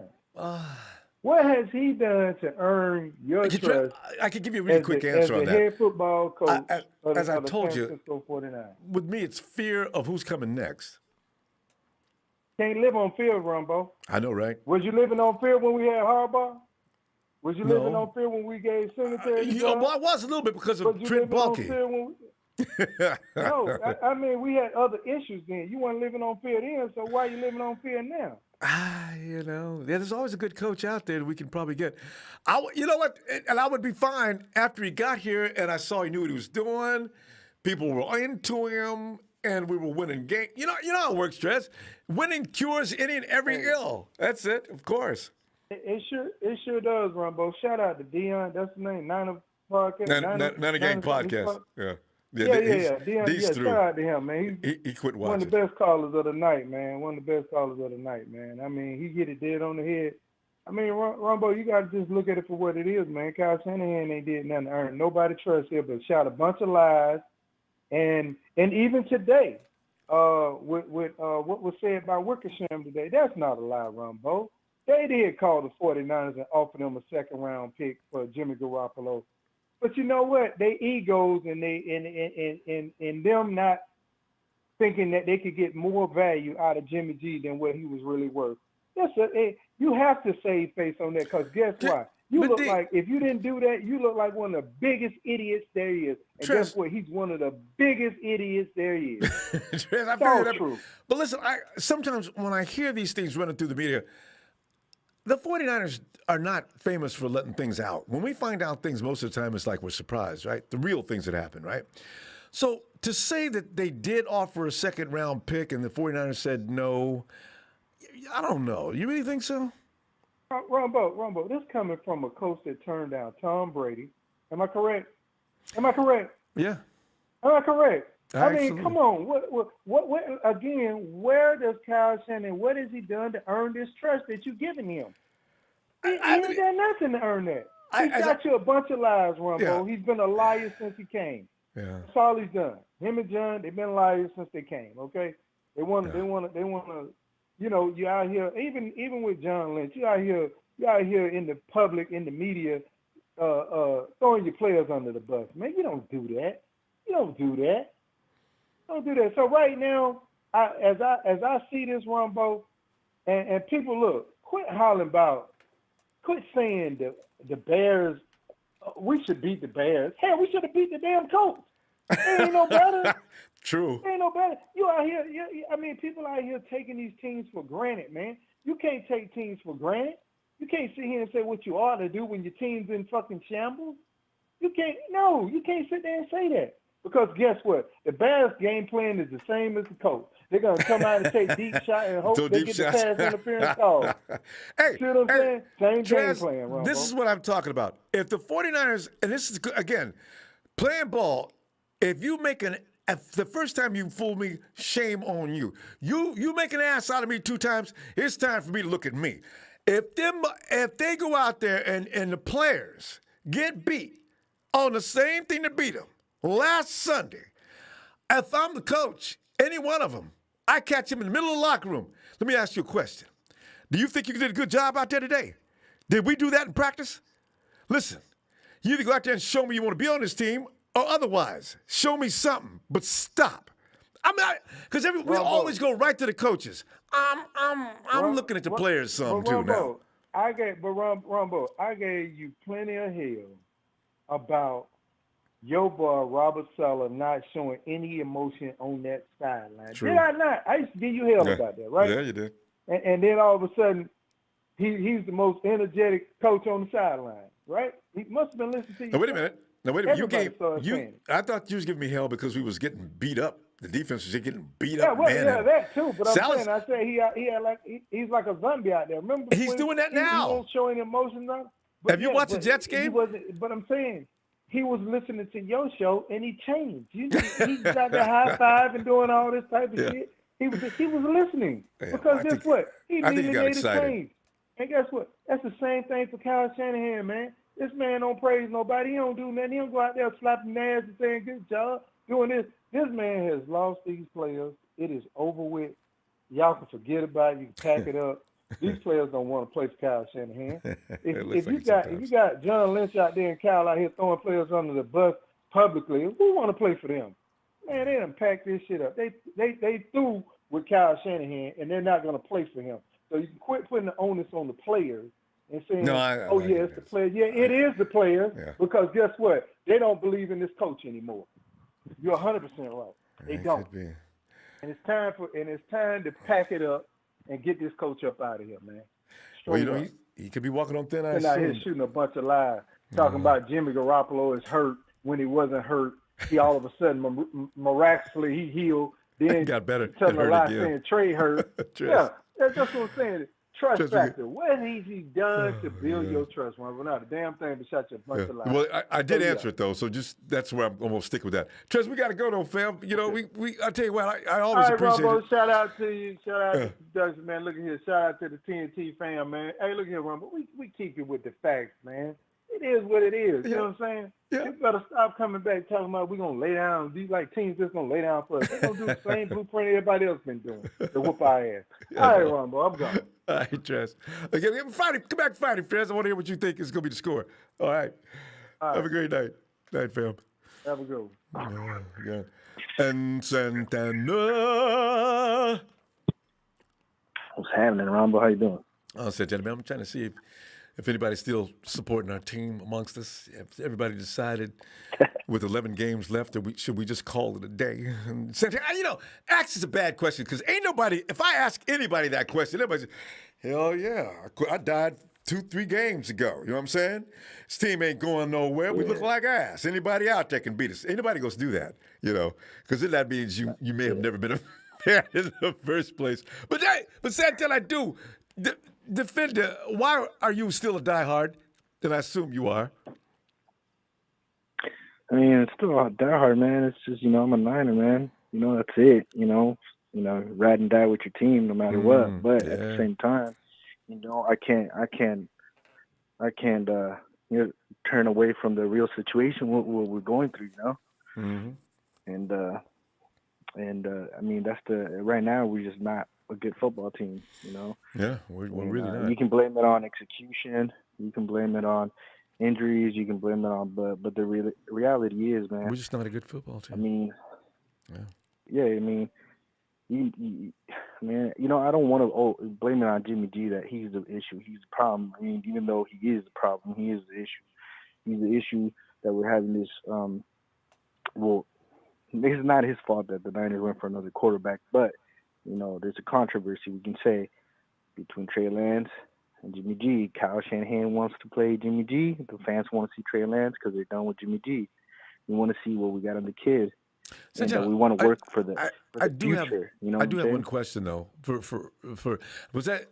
I think there's more than just Jimmy G is the problem on this team. But do you think that switching Jimmy G to Trey Lance, do you think we'll just start winning?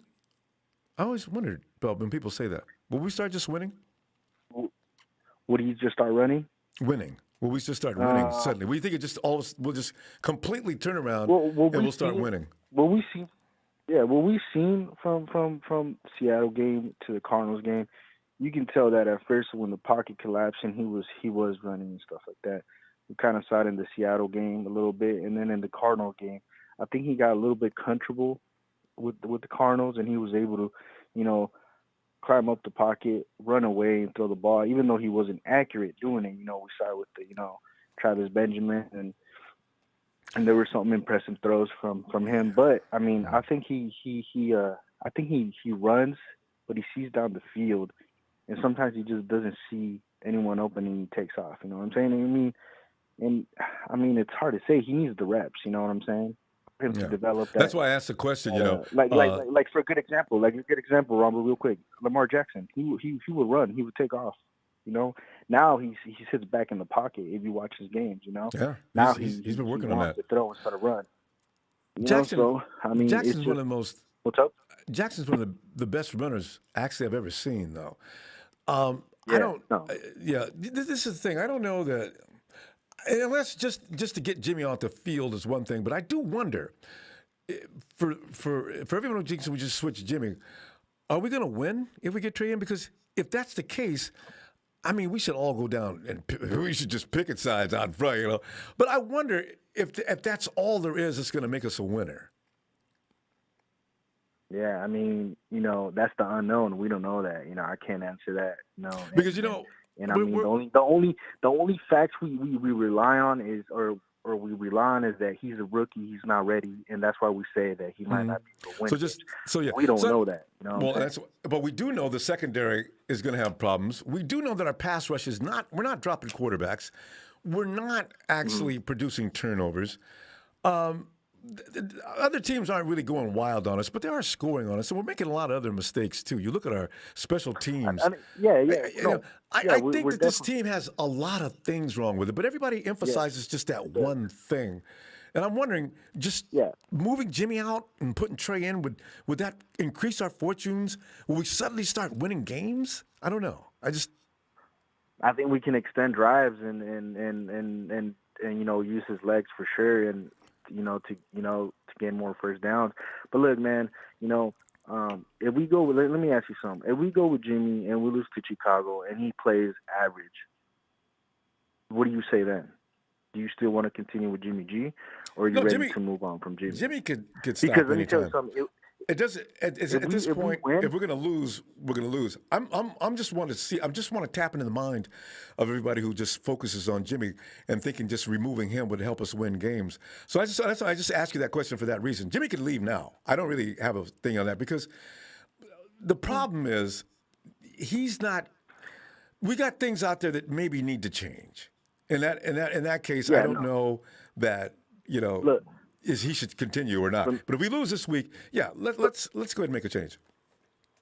Look, for me, is like with Jimmy G, I know what he gives us already. You know, I know what he does, what he can do, and we cannot, what he can't not. And do. you're looking at Trey's going to bring something else to the table, and that might be better. Is that what you're thinking? Yeah, and no, with Trey Lance, at least, if you bring him in, he gives you the unknown. He has, physical attributes that Jimmy G doesn't have. Not only that, but you're working for him for his development. I'd rather lose games if we do lose games with Trey Lance. I'd rather lose games with Trey Lance, but at least he's improving each game and every game. And that's all I want to see. And if we see him improve by the end of the season from what he started to, and if he becomes a decent towards the end, I mean, that's a win for us. Then now you're rewarded for the effort. He can go to the off season and work on whatever he needs to work on. Right now, he has faith on himself. You do realize if Kyle doesn't play him, he's probably afraid that he's not ready. And I think that Kyle needs to probably think he better win it. I don't trust Kyle. Well, I know Trey just said that. Trey just said it. He got rid of Colin Kaepernick and brought Brian Hoyer. We got to go. But listen, I just want you to know this. No, you're good. We got to go because the thing is, Kyle has to have a winning season. His butt is under extreme pressure. So he's going to go with the guy he trusts. And that probably may not be Trey just yet. But we'll see what happens in a couple of weeks. But in reality, Trey Lance is his only hope, to be honest. But maybe. He right, may get that chance. Man. All right. All right, man. See you Friday. That's it. See you Friday. Uh-oh, there it is. Well, it's a big show. It's a big show on tonight. Show! What's up, Ronbo? Show, man. I'm telling you, man, I know you're a diehard. You know what, Show? Your case is similar to Darius. Of course I am. Who says, I'm only 19 and I've only seen 5 seasons in my entire life. I felt so sorry for him. You're in the same boat. You both you guys. Darius is 19 and I'm 35, and I've only seen, oh my gosh, 2 winning seasons. Yeah. I mean, the Harbaugh years were great, and we only had 1 winning season with Kyle Shanahan. You get 3. We had 2 seasons with Harbaugh, and then you had 1 with... 2. And then 1 with Shanahan, 3. Yeah, I was 3. And but I'm still here. I mean, I lived through the Mike Nolan days. I lived through the Singletary days. I'll never forget Singletary whipping Vernon Davis's ass into shape and turning his career around for him. Yep. I wish Kyle Shanahan had that same fire. Yeah. We'll be a totally different football team, but he doesn't. He seems to like to build a family and a clique, and that's why we're in the trouble that we're in right now. So, and I don't see us winning this game on Sunday, to be honest with you. I mean, we're not a cohesive unit right now, Ronbo. Do you feel comfortable enough? Laura Britt even said that she doesn't feel comfortable enough for us to win this game on Sunday. Matt Mayoko. Yeah, and I just think these guys are tired of getting beat, and they may come out there and put on some strenuous effort. But this is just wishful thinking on my part. I could be completely wrong, and we'll find out. Even if we do win, it's a moral win. Like that's not going to mean anything. I'm willing to concede our season's over. It's done. We're sitting 12th right now, looking into the playoffs. Shows the person I was talking about. That's not Show's pretty. ready. Show has died. He is no longer dying hard. He has succeeded. He's laying back comfortably and in peace. With the fact that you just mentioned. I'm a person with very high pain tolerance, Ronbo. I can handle anything. You know what I mean? Like. Yeah. I mean, they are very disappointing, and they don't. You show one thing I will add to what you're saying. They don't look promising. Like I said Sunday, I lost it. I said, you know what? They look totally outclassed today. They were beaten in every facet of the game. Yeah, Jimmy got beat, but the D got beat. The special teams got beat. Everybody got beat. Speaking of our defense, Ronbo, our defense lacks discipline. I'm surprised people are not calling out D'Amico Ryans, because where is this aggressiveness that he talked about in the offseason? Where is the blitzing that he talked about in the offseason? We're the most penalized. We're the second most penalized team in the league right now. I mean, how are you gonna sit there and say that, I'm gonna approach this season with aggressiveness and we're gonna start blitzing more? I haven't seen that yet. Okay, so you know what though? We got to give D'Amico a slight pass, because the fact of the matter is, in the role he's playing now, he's learning it, right? He's got to have at least 1 year before we really come after him. But you're right. He said some things that aren't coming into fruition. I don't know if it's, but he's got a lot of veterans out there, Show. That's why, Ronbo. Hey, JJ. I am faithful to this team. I am not faithful to coaches. I'm not faithful to players. I'm not faithful to executives. They come and go, Ronbo. I don't care how long it is. The NFL, as cliche as it sounds, the NFL really does stand not for long. I don't care what your contract says. I don't care what kind of extension you sign. If you deserve to be fired, then you deserve to be fired. Yeah, it's the NFL. That's as far as that's for Kyle Shanahan right there. I mean, the dude seems checked out. We're not going to win this game because the dude seems checked out and his mind seems elsewhere. And what's his name, Middlecoff, and his partner there even said the same exact thing on their podcast. He seems checked out. He doesn't seem like he want to be here. I mean, when you have a coach like that, how are you expected to win games? How are you going to gather your players and say, look, we need to win, guys? I mean, it doesn't seem like that's the urgency right now. And so you amplify something that I'm a little worried about with the players too, because they look back and they see George is gone, Mostert is gone, Trent Williams is laying up in an elbow problem. Trent Williams is gone. I don't believe Trent Williams got an I elbow. really don't believe they're hurt. I think these players have checked out on Kyle Shanahan too. I really do. You really think so, huh? But don't they have to go through a medical? Don't they have to go through an examination? Doesn't that get back to Kyle? I mean, remember George Kittle was playing one time and he wasn't supposed to be, and the league didn't penalize the 49ers for that. But I wonder. But you got a point. I don't know. I just think I think it's time for a new regime. I'm with Trez. I'm done with this clown show that we've got going on. These draft picks have been complete busts, including Javon Kinlaw, who hasn't seen the field yet. We could definitely draft better. That is a huge disappointment. And so, like you said, we can't get our speed. We can't get our speed receiver. We had him sitting in our laps. We had him sitting in our laps last year, Ronbo. We had him sitting in our laps in the second round, and we had him sitting in our laps in 2020 in the first round. And we drafted a defensive tackle who has a busted knee, who was red flagged by multiple teams and fell out of the top 10. And we passed on CeeDee Lamb and Justin Jefferson. And Henry Ruggs. Oh, my. And Henry Ruggs. Are you kidding me right now? Lead the league. Oh, he's number 2.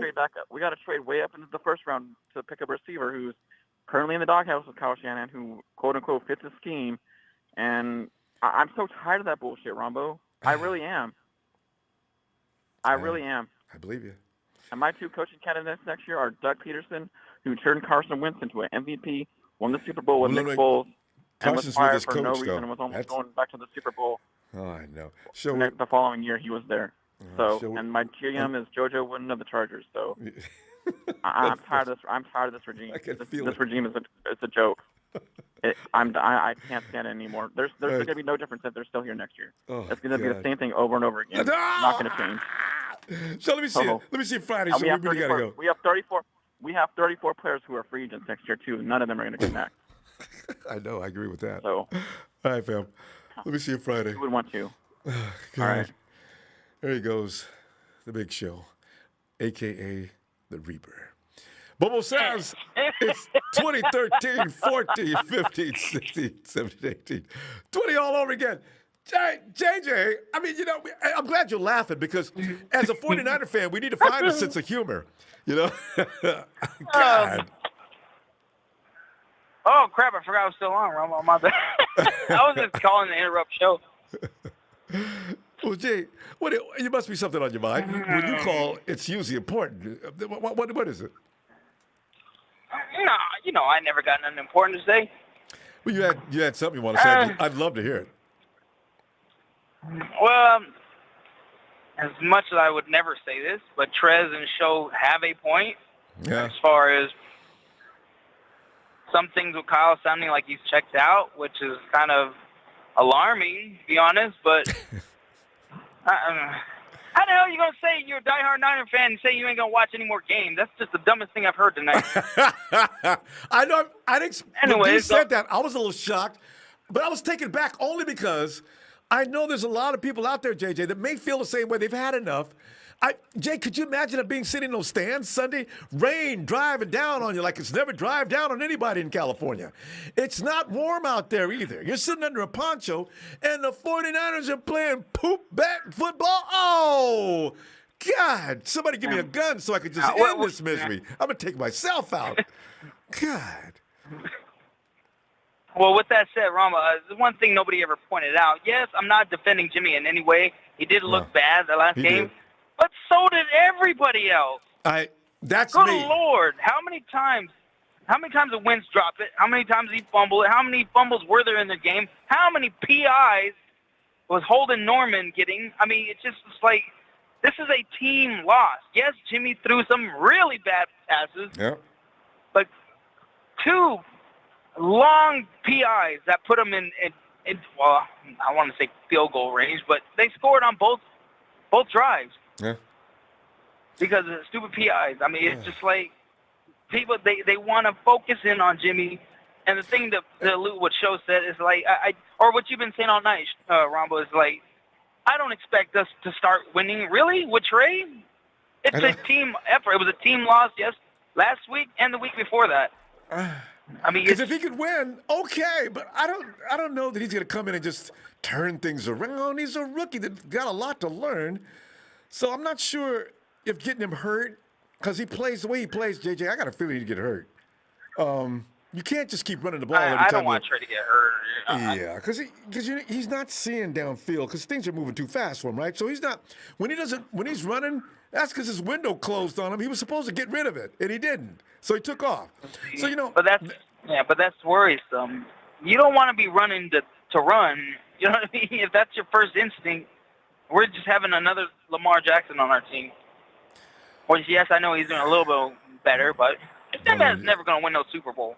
Come on, let's be honest. I know, because all you got to do is, and he's okay as a quarterback now, but I don't. He got. Who was that just played? They just stopped him from running. God, those guys were good at stopping Lamar from running. The last team that played him. And the Bengals, they just figured Lamar's out.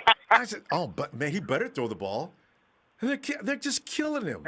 And that's what happens to running quarterbacks. We've seen it our own self. Remember Cap?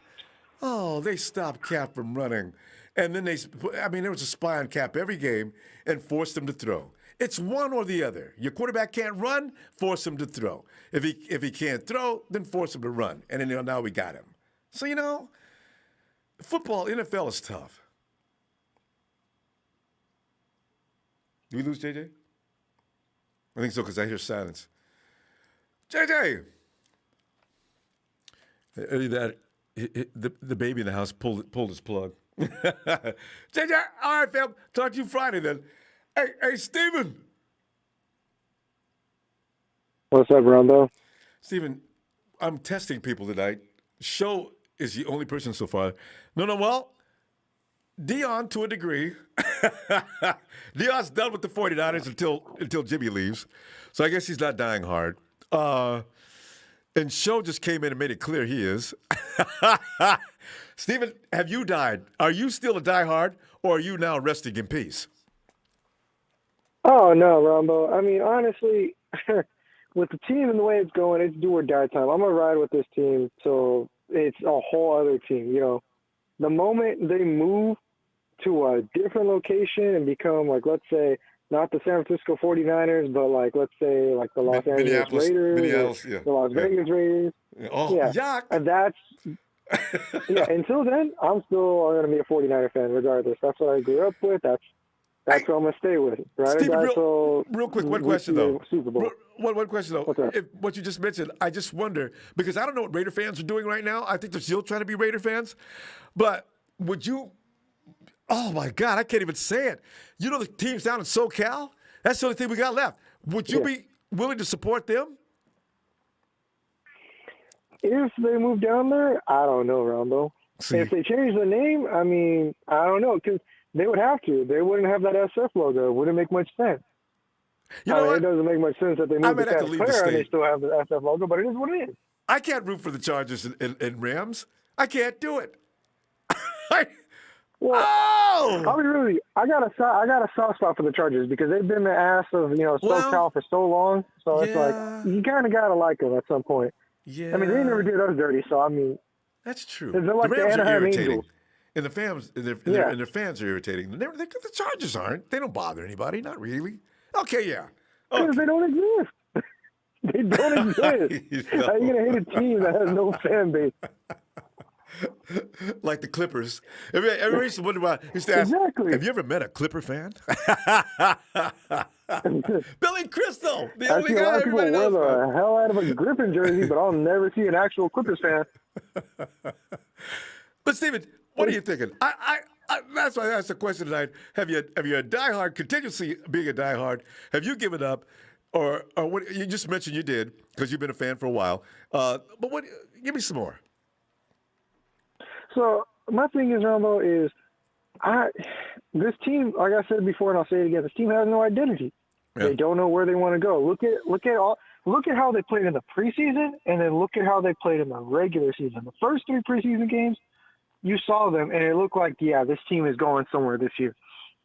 You see the first games, and you're like, that's kind of funky. The first game was kind of bad. Ugly win, and I mean ugly. Yeah.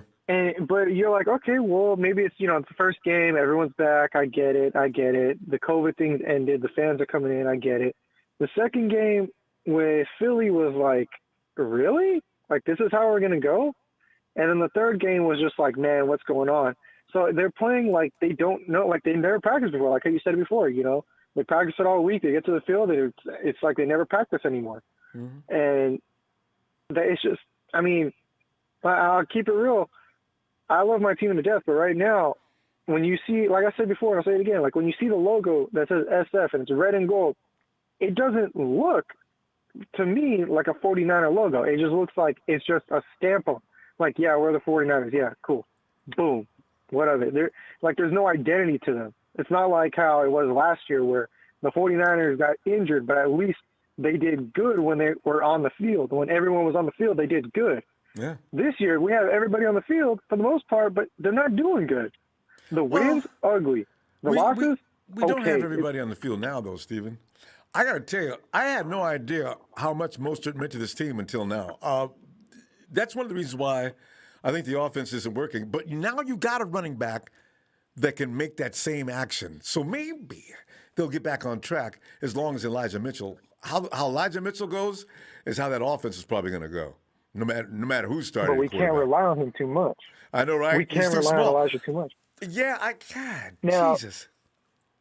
Let's go ahead and touch back on a sore subject that we haven't heard of in a long time. Where is Jalen Hurd? But why would you bring that up? We all know where he is. He was supposed to be coming off the PUP list, and nobody even mentioned his name. They mentioned two names. One is Jeffrey Wilson Jr. is coming off the list, and also Dre Greenlaw. I didn't say anything because I didn't want to open up that can of worms, because I said, okay, but they don't say anything about Jalen. But I thought about it. Don't say nothing. But go ahead. Ronbo, You've already said something. Go ahead. God. Ronbo, how is it we hear about Dre Greenlaw, Aaron Banks, we hear about everyone else. Trey Lance is back in the picture. Javon Kinlaw is going to have to get career-ending knee surgery. Well, not career-ending, but this year. Yeah. Yeah. And we hear Jeffrey Wilson. But for some odd reason, the number one pick for us as a wide receiver, he's nowhere to be found. Ronbo, I'm telling you, I would be in their ear 24/7. Where's Jalen? Where's Jalen? Where's Jalen? Like, where is he at? I would be. Steven, he's gonna get an injury settlement next year, and watch him go right to Seattle. And there's Jalen Hurd for a touchdown. The 49ers just got rid of Jalen Hurd just a few months ago, and because he couldn't perform, and now all of a sudden they're having to put up with him on the other side of the field. I can already see it. It just makes no sense. What happened? He was there for one game. It was in the preseason for one snap, Ronbo, and that was it. We never saw him again. And we had such high hope. We're like, oh, he's not going to be Dante Pettis. We had more faith in Jalen Hurd in playing one snap than we had it with Dante Pettis playing almost an entire season with us. Dante's doing a good job. What? He's doing a somewhat decent job with the Giants. Can you believe it? Right? It's and then it makes no sense, Ronbo. And now I got to touch back on what one of the last callers said long before me. Until Kyle gets his head out of his ass, that's when the team starts doing good. And that's a fact. Because here's the thing. We all hate him because he's cocky. He's cocky. He acts like his shit don't stink. And that's the worst kind of coach. When you win, lose, tie, doesn't matter. If you're cocky and you have nothing to show for it, step the fuck down, back up, reevaluate yourself, reevaluate your plays, and look at everybody and say, this is what we need, this is what we need. Stop pointing the fingers and start actually doing your goddamn job. There you go. Hate that shit. And say things like McVay says, I got to get better. They've got to get better. We've all got to get better. And Jimmy, stop saying we. Just say, well, first I got to take a look at myself and see some things I need to improve upon. Don't be talking about, because him and Kyle do have, it was their fault. Don't do that, Kyle. Don't, Jimmy. So it's like, Steven, Jimmy, you threw it right to Leonard. What do you mean it's his fault? No, Leonard, seen your ass, throw it. Steve, we're going to run out of time. Because, this is something we could do. We need to do a whole show on this, the blame game. Because this guy's running around there doing things that they need to stop doing. All right, Phil. Let me see you Friday. All right. I'll see you Friday, Ronbo. All right, Steven. And Victor Andrews says, all right, night, Steven. As much as people want Jimmy gone, hell, he probably can't wait to be on himself so we can see it was never about his play but the coaching. Victor, I thought about that weeks ago. I said, Jimmy gets slammed for every last throw. Every last mistake that's made, blame Jimmy, whether it's on offense or defense. I said, you know what? He's saying like he doesn't have any feeling about these things, but I'll bet you Jimmy will be relieved when he finally leaves, as will a lot of fans. So, I laugh at that sometimes. I say, what a mess. What a mess we got here. Anyway, Art, there he is. Forget about it. It's not a mic. Art. Forget about it, Ronbo. Forget about all of it over there. What's going on here, huh? Mike, I don't even need to ask you. Big Show did confess tonight that he is not dying hard, and he is laying up in the clouds, playing a harp, and saying bad things about the 49ers from heaven. Dion is also checked out, So I need you. I know where you are. Let's be honest. Ronbo. All right, we're going to start off here, all right? First of all, another week, another starter on IR. All right, let's just start there, all right? Because that's what it sounds like now with Kinlaw, which I think we all saw coming, But it's just a common friggin' theme, Ronbo, and I don't know what needs to change in order to change that. But that definitely needs to change. The 49ers being in the top 2-3 most injured teams in all of football needs to change. That's got to stop. I don't know how it stops, but I don't get friggin' paid by them to figure that out. So they got to figure it out. You know what I mean, Ronbo? True. But at the end of the day, I'm gonna say this though. You know, everyone that says they're tired of people blaming this guy and that guy and Jimmy and this and that. Let's be honest here, all right? People got every right to blame Kyle Shanahan. Why? Because he's the friggin' head coach. All right, he's a top guy when it comes to the football, when it comes to football operations, when it comes to overseeing every coach doing their job. You know, I seen a friggin' clip today.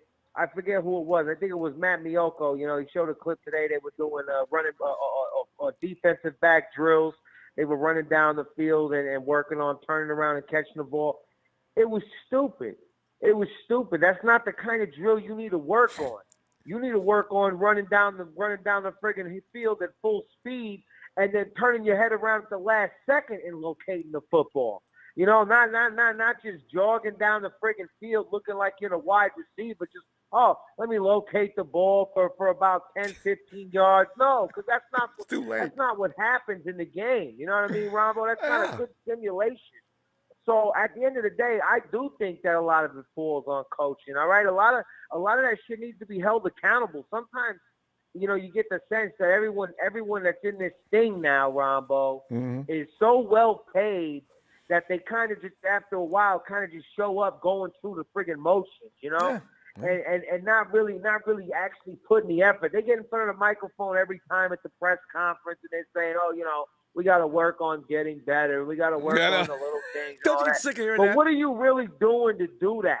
You know, what are you really doing to do that? Because if what I seen today, if that's your defensive back drill on how to locate the football, well, there's no freaking reason why we get 30 freaking pass interference calls in a game, all right? Because they're not doing anything to help that situation out. And Mike, as for Jimmy Ronbo, I'm gonna make Mike, it short. Mike, I just want to amplify on that point right there. It's too late to start trying to train them on that. That's something that should have been covered. Not really, way Ronbo. Back. It's No, really let's talk about January, It's March, really not, April. though. It's just about making it a habit. But I mean, the thing is, it's really about making it a habit, Ronbo. But Mike, if what you saw today was the first time they've been doing it, is what I'm talking about.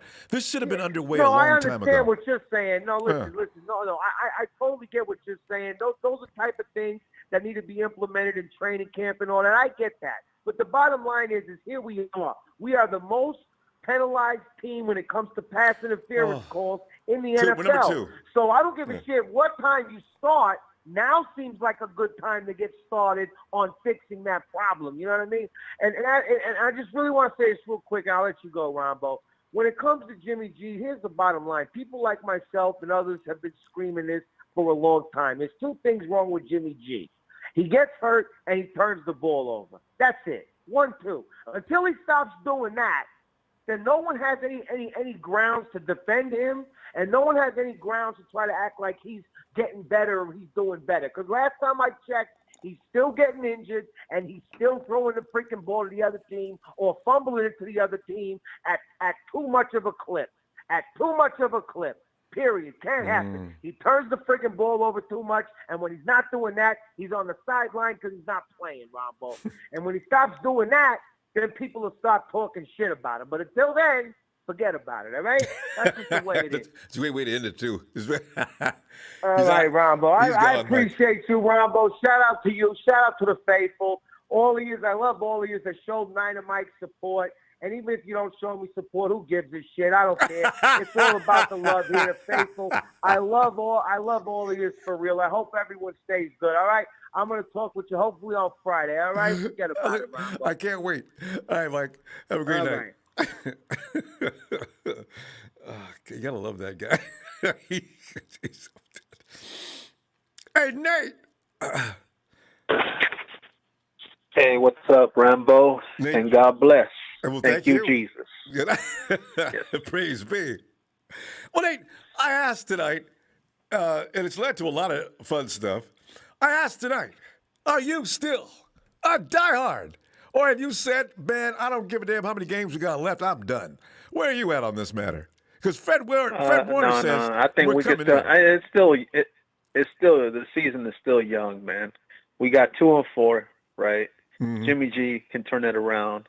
Mm-hmm. You know, he's just Kyle Shanahan. And so he's just got to coach. That's it. And DeMeco Ryan's got to fix his defensive back system. I think what he has to do is kind of like do the cover 3, just stay in that base for now since we don't have the personnel for that, you know. We do have a pretty good, strong. Yeah. I agree. Stop trying to get these guys to play man. They can't play man. Yeah, Nate, that's keep them in zone. True. Because you're getting beat deep. That running into that run, what receiver runs fast, get bam! Good God, that's the worst PI I've ever seen. A flyer number 23, defense. God, that. Oh, what are we doing, Nate? And also something that I found out: we changed the GM, we changed the head coach. Guess who's still on the scouting? The scouts. The scouts are still the Trent Baalke scouts. You know that? I know who you're talking about. You're talking about the man from Denver that came over here. I got a feeling that indeed Jed would elevate. Oh gosh, what is his name? John's made. Is that who you're talking about? No, I'm talking about that. They inherit. You know when the guy, the old GM, I forget his name. Trent, right? Trent Baalke. Is that what's his name? You're talking about Trent Baalke? For what? Yeah. We inherited his scouting. We inherited his scouting team. That hasn't changed. That hasn't changed. Somebody said that 2 years ago, and I said, okay, in knowing that, in his history of players, are you going to make some switches? Or do they go to the union rep and say, look, they're firing me on the grounds of, and I don't think it's right, and so they went to court on it or something? But if they're still holding on the same guys, I don't know. It's weird. Yeah, then that means that they're still getting the same reports. You know, they're still drafting certain players that shouldn't be drafted.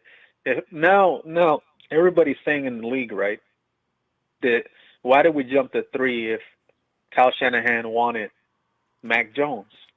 They should have stayed at 12. Should have stayed at 12. Yeah, well, there was not going to be an issue with that if he stayed at 12. Now we're all like getting restless, and we want the team to win. Nate, honestly, let me ask you this, though. Should they have given up 2 first-round picks for that position? Because here's the thing. The 49ers couldn't get anybody to take they didn't want to go to 3 from what's being said. They just couldn't get anybody else to talk to them, right? So they get all the way up to the Dolphins who are at number 3, and the Dolphins, well, if you guys want this position, man, you got to give us, we need 2 first-round picks. What? Oh, jeez. All right, fine. Then why give it up? Why not just sit back and just see how the cards play out? You know, Trey Lance might have failed at 12. We don't know this, and that's why they jumped so far up. None of the strategies changed for the other teams. They didn't want to leave anything to chance. But what my question is, if you're going to trade all the way up to number 3 position, I like Trey, but I don't know that you go get a raw project with you can't. Not with the winning team now. They're winning right now. No, but I mean with 2 first-round picks? What if it takes a long time to develop? And what if he doesn't develop? You gave up 2 first-round picks for a raw project? If he looked like he was... Justin Fields looks a little ready. You know, he's suffering. Zach looked ready. You know, Trevor Lawrence, of course, looked ready. But everybody agreed that Trey was raw and needed some work. I don't know. That seems like a big tag to pay for him. It's just I don't know. What do you think?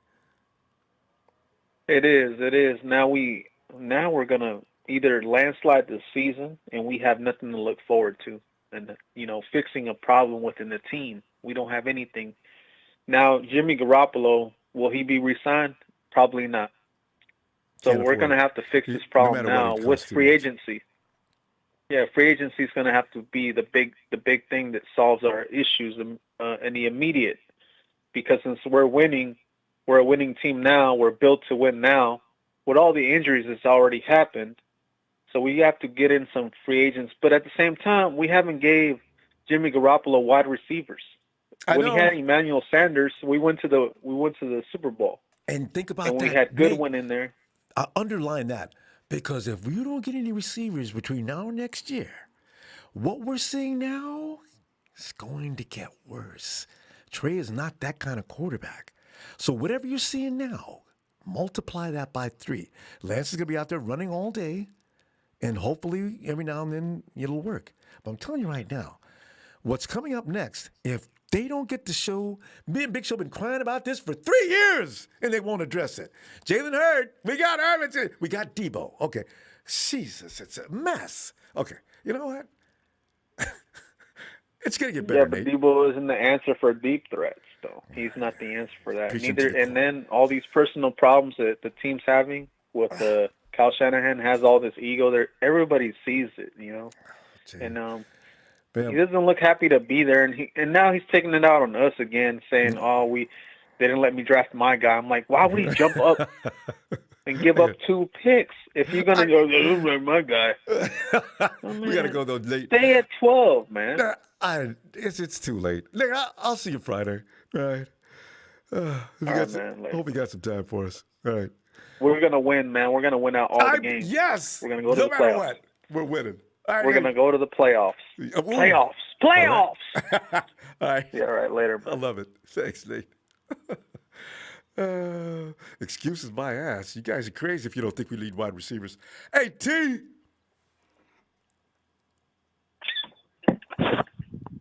Hello? T, come on in, man. We're in there. Hey, what's up, man?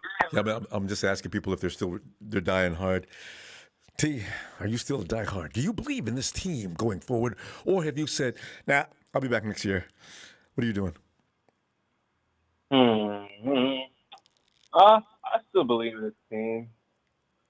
How come? I still believe that the fight is still there, just based off like Fred Warner's demeanor.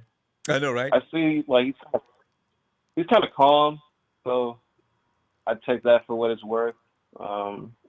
Kyle, on the other hand, he does look a little checked out to me. I know it, but I still. He does. Yeah, just a tad bit. Just a tad bit, but where do you get it from? Do you get it from his press conferences when you see that blank expression on his face? He goes down there and says, blah, blah, blah, calf, blah, blah, blah, ankle, blah, blah, blah. Mm-hmm. That's all I know for now. You know how monotone he Kyle, man, look at you. I mean, okay, I guess Kyle says, what else am I supposed to do? And then they ask him a question, and he gives an answer, but, he doesn't want to do the press conference to begin with, you can see. I understand that because he's losing, but, it kind of worries me the way he I don't know. We could be wrong, too, T. I don't know. Maybe we're misreading him. I feel like because he knows he put himself in this position at the end of the day. Like, he has to live with it. If he wanted to move off from Jimmy, he should have moved off from Jimmy. Yeah. And also on the other side of that coin, if you don't, then get some weapons in the draft. Instead of getting this guy and this guy, get him a damn wide receiver. You want to trade up? Go get Kyle Pitts. George is missing half the season every year. Do something to help him, or otherwise get rid of him. Just bring him in and get a drag to the door. What is that helping? Oh. That's the other thing I just don't get. It's like, bro, if you really didn't trust him, or if you really didn't like him, why is he still here? Because you win with him, and because you put yourself in this position at the end. And they never it's his fault. And they never anticipate injuries. Mostert goes down. That ruined us right there, right away for 2 weeks or so, 3 weeks. We got Elijah Mitchell looks good. George Kittle, as I say, missing time. Jason Verrett goes down. Now that killed our secondary. There was no way to see all that happening, but it did. It did. But it did. It did. The other thing is, like I said, I do believe in this team still. I would personally, though, like to see some of the younger guys get some more playing time. I will soon. We got about 2 more games. For example, I'm over Tart. He's a good player. I'm over him. I'd rather have Hufanga in there. I'd rather want to see Juwan Jennings get some reps. I want to see Trey Sermon get some reps, I forgot about Tart going down. You're right. Kowalski just checked out this weekend. Yeah. That's it for him for weeks. Exactly. Yeah. See? Same shit every year. That's why they drafted Yeah, Talanoa. that's just. Yeah. Yeah, just give some younger guys some reps. Let them learn. Hell, if Trey was to start this week, I would be all for it. But I'm not the coach. Yeah. You know what? I just give him some weapons next year, Kyle. Please. It's just Please. get a premier. I look at look what's going on in Cincinnati. They gave Burrow his guy, right? And the dude is just leading the league. I said, he's different. I said, we need. I just stop. You do everything but get something. You put Jimmy out there with a running back that's good, one good receiver, the other one can't play. You let Emmanuel Sanders go, and now you got the tight end that would be. He'd have 2 targets. At best, he'd have 2 solid targets in Debo and George. And George is going to have to take a few games off every year. And we're lucky that Debo's still out there, right, T? Debo's hamstring, now he's got a calf going on. I don't even know if he's going to play Sunday, right? I can't imagine it healing up between now and Sunday, right? So now you got Jimmy out there, not that good, and he's not looking good anyway. So now you got him with what? Second and third level receivers. We got rid of Kendrick Bourne, who was pretty much his outlet guy. He would find Kendrick sometimes when he couldn't find anybody else. Kendrick's gone. There's no guy out there. Is Ayuk ready to go? Who knows? Everybody says Ayuk's fine. It's Jimmy. Okay. Well, maybe Jimmy finds him this week or not. I don't know. But this is a trend of we don't know who we are. Are we going to be this team or that team? If so, then maybe we should bolster this. You want to run? We had 20, 30 running backs, right? And now we're down to 2. T, it's killing me, man. We just can't get anything right. Oh, bro, it's maddening. I'm so tired of it. It's the same thing. Like, we've seen the story how many times over the years. I don't know. But I'm still keep the faith. We got to. I just hope we get our shit together. Because we know who we are. Yep. Maybe the 49ers don't know who they can't find their identity, but we know we love the Niners, all right? So you gotta say things about them that we don't, ain't good. But when they're doing well, we can't wait. But right now, they're just not a good football team, Yep. Jamar Chase. I was thinking Jamar Chase. That's the guy. See, why can't we have a Jamar Chase? I think we'd be good. Jamar Chase was a rookie. I mean, he got drafted early. But, I mean, the thing is, there must be another. We could have DK Metcalf. I love Debo. You know what? I do like Debo, but DK Metcalf is a machine. But Debo does other things that DK can't do. I wish I could have had them both. Oh, now, you know what? There'd be no whining.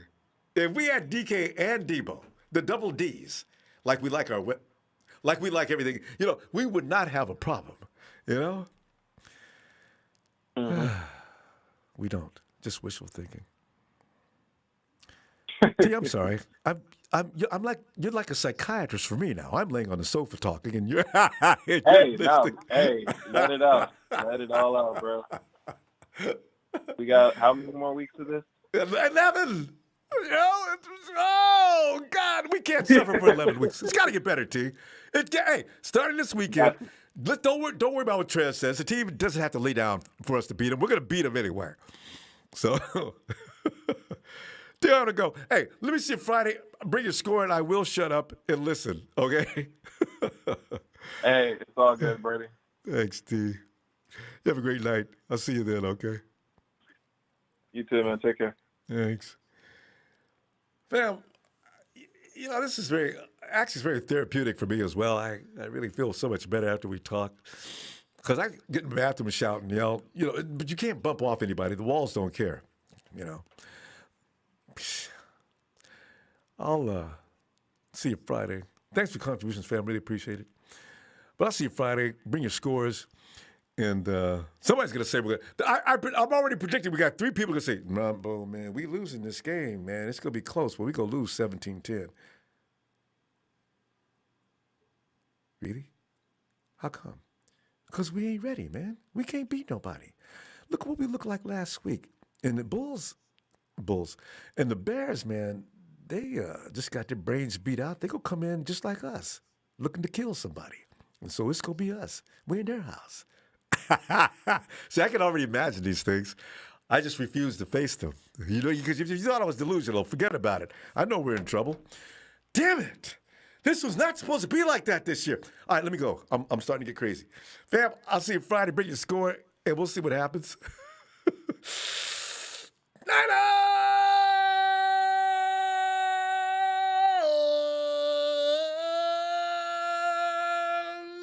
Oh.